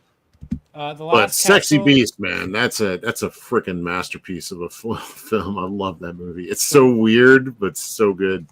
All right, Ben Kingsley needs an Oscar for that. I mean, he does great in everything, Ben Kingsley. My takeaway from Sexy Beast is how to set up a bad event, because like that movie, the whole beginning, he's getting like warnings from the universe, like he's cooking out on the grill and it like flames up in his face, like he's trying to shoot his gun and it like backfires. He's like hanging out by the pool and this boulder comes down the mountain and almost crushes him, and it's all like the universe trying to warn him that something horrible is about to happen, and then they get this phone call, and the one of the characters gets this phone call, and her face is just drained of all blood, and then they start talking about it, and then they realize who's coming, and it's this guy Don. It's Ben Kingsley, and you don't understand their terror until you experience it for yourself when Ben Kingsley shows up. It's awful. He's a horrible human being, but oh my god, such a great flick. I'm gonna check that out. So I think Beastman. Are you the one that's always mentioned? I know Miller's Crossing is. I love that. Great flick. That was another. Talk about great writing. That's like a sleeper hit, right? Because it's one of the lesser known Coen Brothers movies, isn't it? Yeah, well, that one and Hudsucker Proxy, another one of my faves. It's kind of a lesser known Coen's brothers, but Miller's Crossing was one of my favorite movies for a long, long time. I watched it over and over and over, back to back, because I still even quote it today, where they took his hair, Tommy. Jesus, that's strange. I love There's when all these. he slaps the kid, and then the kid starts crying, and then he's like, "No, I didn't." Yeah, you take a page out of that guy's book. A little less you talk, a little more you listen. It's so good. There's so many great lines, and it's a masterfully woven tale, and a very simple story, but just the way it's told is extremely complex. Yeah, I mean, I'm doing this video essay. I want to do more of them. They take a lot of time, but on this game I like, which first of all, I wrote 49 pages, and I was like, I'm gonna stop. It's this video game, but I realized that the reason I loved it wasn't the story itself; it's how it's told is what makes it. How a story is told is what makes it a masterpiece. Yeah, And this video is probably going to be like 2 hours long, so maybe I'll work on it tonight. We'll see. But I mean, I think Coen Brothers movies, if I describe the plot to most of them, they're fine. right. It's like the way they're done. Like Fargo. Fargo is like, if you describe the plot, it just sounds like a series of events, which it is, but it's a really good series of events. Yeah, it's like, just a guy that go tries nowhere. to The Big tries to Lebowski, like that's make what is the money, plot kill of that his wife. movie? Like Big Lebowski, yeah, it's a guy mistaken identity and is hunted down for money, but that doesn't really tell you what it is, because it's taken this aging stoner character and putting him into like an old classic film noir I didn't even. I've seen the movie story. multiple times. I never saw it through that lens. Oh my god. Yeah, I mean, you're taking this guy who should not be in a Dashiell Hammett story or something like that, and they're putting him in one of those stories, and it's just hilarious. It's one of my favorite comedies. I love that. I love it. The Coen Brothers are so good, man. I'd love to do a movie. I celebrate like, their too. entire collection, their entire So catalog. good. I'm looking at their Hudsucker was list. brilliant. What is it? For kids. Hudsucker Proxy. Hudsucker Proxy is one that I have not even seen that being released on Blu-ray. I know it's on DVD, but Hudsucker. Yeah, I've never heard of this one. It's all about a guy who just comes in to get a job. He's got big ideas. He starts in the mailroom, and the main guy of the company commits suicide. But they know that that's going to cause their stock to collapse. So they need somebody that they can put in place. So they get this proxy, this young guy to come in and be the boss, just in name only, so that they can, as the board members, they can push him around and do whatever they want with the company. But the problem is, the guy has great ideas, and he actually is what he purports to be. He is a guy that rejuvenates everything and takes over. Great film. I mean, again, it's like, it doesn't sound interesting describing No, it doesn't. board Then I meetings know it's and going whatnot. to be. But it's so fun. I mean, there's like, even in Fargo, there's that one scene that if I were to, it's one of those things. It's one of the reasons why you want to be careful about rules, right? Because generally speaking, the most important rule of writing is every scene has to serve the story. Okay, well, I have a question. How does that scene where that one guy comes in and he just starts talking to Lundegaard, and he just starts crying for no reason? That scene has no relevance to the film, like, at all. But it's so funny. Like, the plot goes nowhere. It's just they go, oh, that guy was talking out of his ass, whatever. Literally doesn't. I don't think that ever comes back.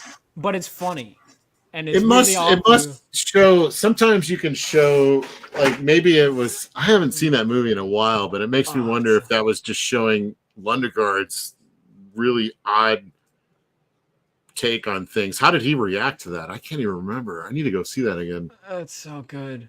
Nick Cage is always entertaining, even Ghost Rider. Nick Cage is the man. Did you ever see Mandy, that movie Mandy? No, I have not seen that yet, but I am a huge fan of Nick Cage. I've watched all his stuff. Yeah, I've heard. I like that filmmaker. I've tried to watch. I don't understand him. He makes great visuals, but I heard Mandy is a better leg up, because his first one was Beyond the Black Rainbow, I think it's called, and it's just kind of like an art film, but Wow.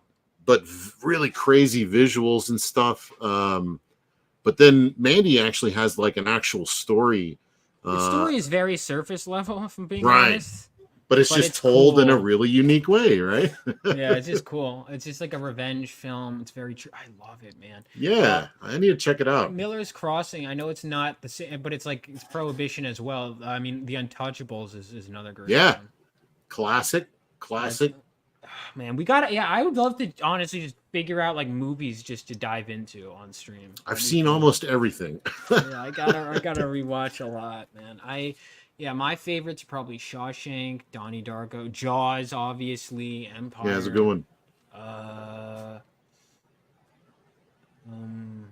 Yeah, I got a wall full of them. I've gone so deep that I've gone into like Yashijiro Ozu from Japan, and Ozu is fascinating. I don't know if you're ready for him yet, but Tokyo Story is so heartbreaking. Tokyo Story.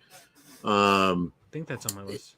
He makes basically the same story over and over and over. It's just a family dealing with, how the older generations are stuck in tradition and the newer generations are moving on with modern Tokyo post-war. And they're basically all the same kind of family dramas, but he has such a particular style. And what's funny is when I watch it, I'm like, holy crap, this is like David Fincher before David Fincher. Like he has the camera like on the ground. He'll have people like directly looking right at you, like addressing like they're like the way he cuts, she'll be two people will be talking and then suddenly the camera is like looking right at him like this, and he's looking right at you. And it's like I've never seen anything like that. It's really weird. I'm gonna look into that. I've been meaning to get into, especially like I don't know if you're ready for it, but all right. Akira Kurosawa is someone I've been meaning to get into. I haven't seen any of his movies. I always thought if I'm on a plane ride to Japan and I need 4 hours at least to kill, Seven Samurai is on my watch list. Those are all great. All of Kubrick, all of Kubrick's good too. Kurosawa, especially like his like what was that one where the rich guy who has like he's like a shoe maker and he's like super rich and his kid gets kidnapped and they're ready to pay whatever ransom to get their kid back, but then they find out that it was actually the chauffeur's kid that was kidnapped, and then he has to wrestle with this moral dilemma of is he going to pay all this money for his chauffeur's kid, and like High and Low, Henry's got it. Great flick. I have added like so many movies. Then when I'm looking off camera, that's what I'm doing. I'm looking up what you're talking about. Just honestly, a great series of flicks that it's highly rated and also equally highly unrated because I don't hear enough people talking about it. But Zatoichi, the Zatoichi series of movies, Zato Zatoichi, Zatoichi, I think. But Zatoichi is phenomenal. I got the whole box set. It's usually sitting on the shelf right behind me. Zatoichi, The Tale of Zatoichi, Zatoichi the Fugitive. There's a box set that has all of them, and it has all kinds of cool art by various artists and comic book artists and stuff like that. All did these cool covers for them. The box set, I don't even know if you could still get it. I paid like over $100 for it when it first came out, but Zatoichi is just a great character. He's a blind swordsman, which we've seen that trope many times since then, but this is it. And I swear every movie I've seen is just fantastic. I haven't seen that and Lone Wolf and Cub. I had never heard of Zatoichi. I can't believe because now it looks like it's a huge. How many movies they have? It's insane. There's this great bit because he's blind. Everybody takes advantage of him. So he goes into this like den of Yakuza guys all playing like dice or something like that. And he goes in there and he's like, oh, I'd love to play. And they're like, but you're blind. You can't see. And then they all get the idea. Well, we can pull a fast one on this guy. So they let him in and like, oh, you lost or whatever. And then he turns out he faked them. Like he had some like hidden dice and they were like, you're cheating. And he's like, what do you mean? You guys were trying to cheat me. Like he was always on top of what was going on. And then they try to fight. And of course he's like the, master swordsman.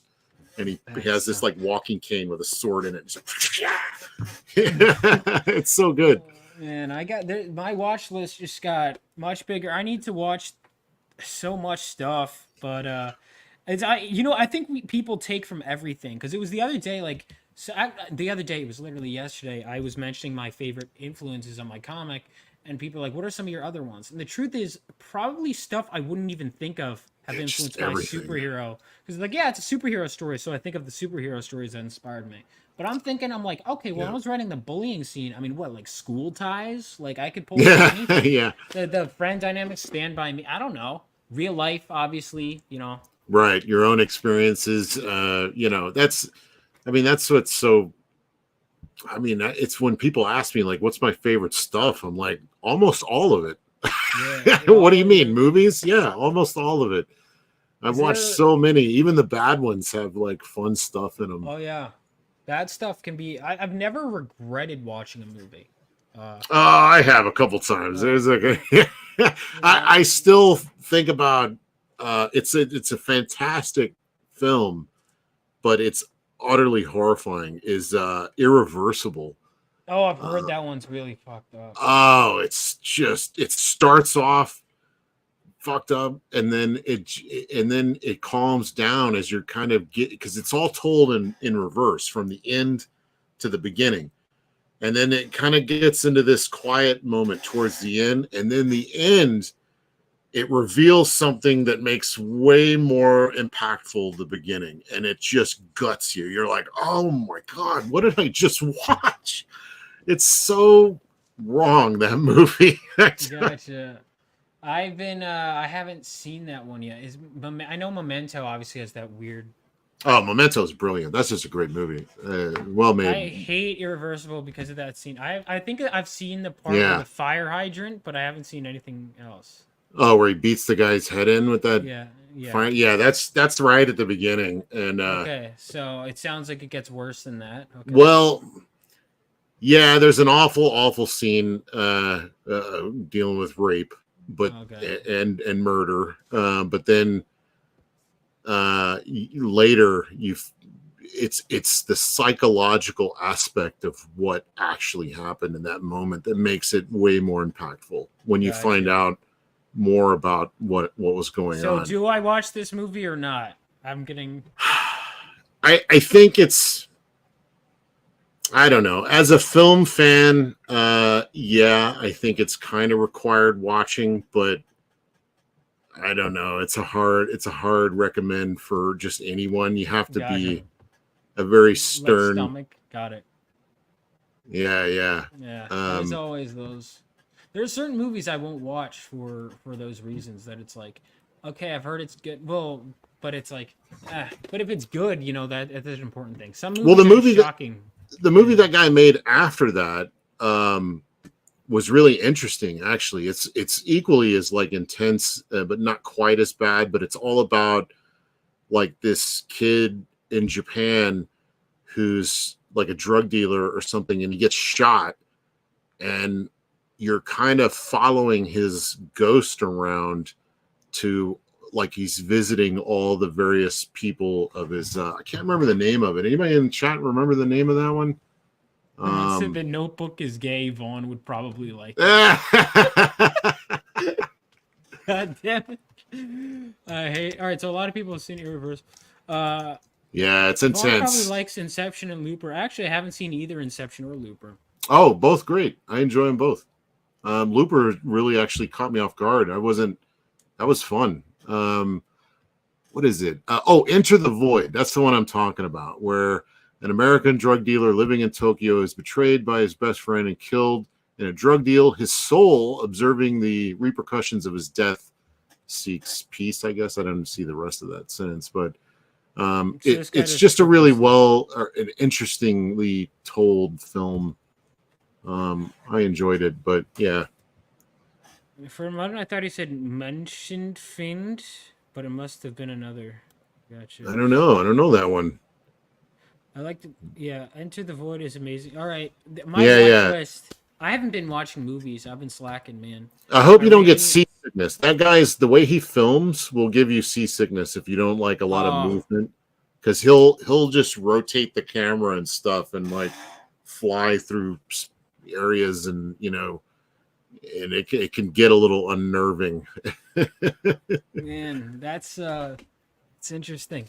I've Yeah, been man, I I could lay some real heat on you as far as like movies go. Things yeah. that'll We should do this again. This has been a lot of gotta fun. yeah, we got to take it slow. Just start off with Zatoichi. That's much All right, so better that's entry the level. priority alpha.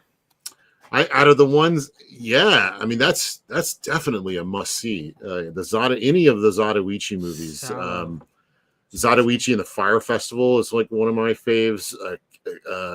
Kill Zatoichi Kill. The he fights one with a blind swordsman. Zatoichi and the Chess Master. They're all great. I've enjoyed every one of them. The number 3 one is the first one in color. They did the first 2 in black and white, and the third one starts in color. And the filmmaking of those is just so good. It's amazing how those movies were made in like the 50s and 60s, but the filmmaking of it looks as modern as anything done today. It's so solid. Yeah, and he's just a great character, Zatoichi. I'm got a lot to check out. This has been so fun, man. I gotta have you on again at some point. Looks like we got some We'll more do like a backers. movie show. Yeah, dude, I'd love to. Movies, comics, get into all of that. Let's see. So we got, but let's bring it back here. Looks like we picked up Yeah, at least thank one you. new backer on Fund My Comic. Awesome. I'm gonna back after this. I hadn't gotten to it yet, but I'm gonna right after the stream ends gonna back it. Awesome. Thank you. I'm not putting in my information on air. Yeah. Back my credit card. Here's my credit card information on air. Yeah, no, I'm not doing. Let's see. Where did I want to just see? Yeah, I mean, this book looks like it's popping off. I love to kind of approach this as like like I'm making a little movie. I got like locales and the trying to make the tech seem logical. Like how would I make this into a movie? But you can't sacrifice the great comic book storytelling that we have to make wide panels all the damn time, like a storyboard or something. I like comic book layout. So yeah, we're just having fun with this. Yeah, that was another thing I had to learn. I had to learn to stop seeing everything in this aspect ratio. Yeah. To just because every single time they'd be like, "Oh, the panels are like this," and nope, that doesn't make sense. And also, stage direction is a little bit different. You don't have to be quite so slavish to like, what is it called? The axis, where you're on the left or the right of them.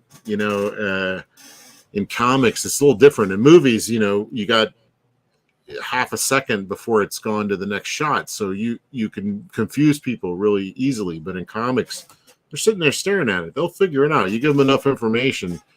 If the camera moves to the left or right of them in a conversation, it's not as dire as it is in film. So you can get away with a lot more. Yeah. No, that is true. The film with editing too. I mean, the stuff. If you just like jump cuts, you have to really hide all of your stuff, and it's really interesting. Anyway, everyone, make sure to check out Nexus Scourge if you haven't already. This book looks like it's gonna be awesome. It's made 3,000 some. Let's see, on this across these 3 platforms. Is there exclusives on the other platforms or no? I have no idea. I probably should familiarize myself with this stuff. Because I was under the impression that you had to offer exclusives on the platforms. Is that not the case? I don't know. What do you mean by exclusives? Like each one has its own thing?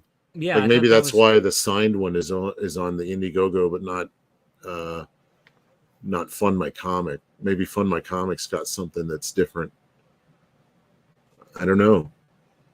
I didn't know that you had rules like each. I gotta have my exclusive. I don't know. But either way, everyone make sure to back this. I'm gonna be doing it. Probably gonna get the hardcover. We'll see. Yeah, I love that. Oh, on a hardcover. Yeah. Thank you guys so much for watching. I'm not sure what my next interview is gonna be, because I'm gonna be working on my comic. But make sure to sign up for that. I'll Get Mike Barron in here. Yeah, I should get Mike Barron here. Mike Barron and talk about martial arts and jazz and other various things he enjoys. You can get him talking a lot. Yeah, I love story, talking to Mike. Especially as a writer. You'd probably enjoy talking. I've had Mike on 3 times, but I love. Oh, okay, cool. I've met both of you. I got him to sign. Actually, one issue I got him to sign that was really cool was you know that X-Men issue where it's like every couple. It was the charity one, or was the raising money for like Africa or whatever, and it was like every 2 pages it was a different artist. Oh yeah, I think so. Writer. They've done that a couple times, Superman and whatnot. Who was this, X-Men? Mike Barron did one of those, and I got him on there. So I've gotten like 20 people to sign that comic. It's been a lot of fun. Well, good deal. Oh yeah, thank you guys, and yeah, I mean, I think that's basically all we got to do.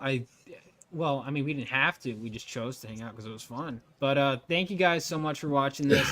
See you next time, and have a great rest of the day. I'm gonna play this as we head out. And thanks, everybody. I'm gonna play the trailer for my comic as we head out. Kelsey, I'd love to have you on again. This is a blast. All right, I'm here, man.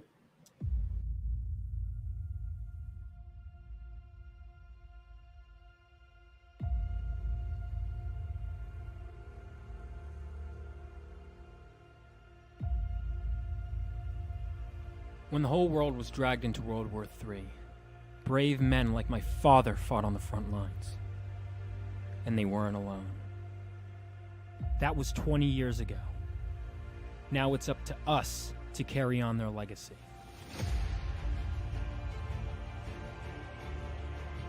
And every so often, the earth from which we come gives way for something new.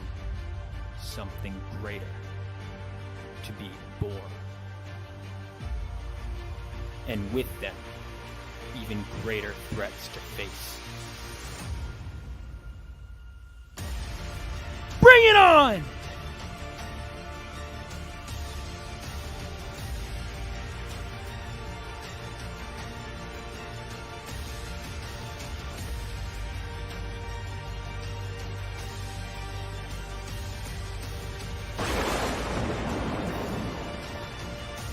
Phenomenal.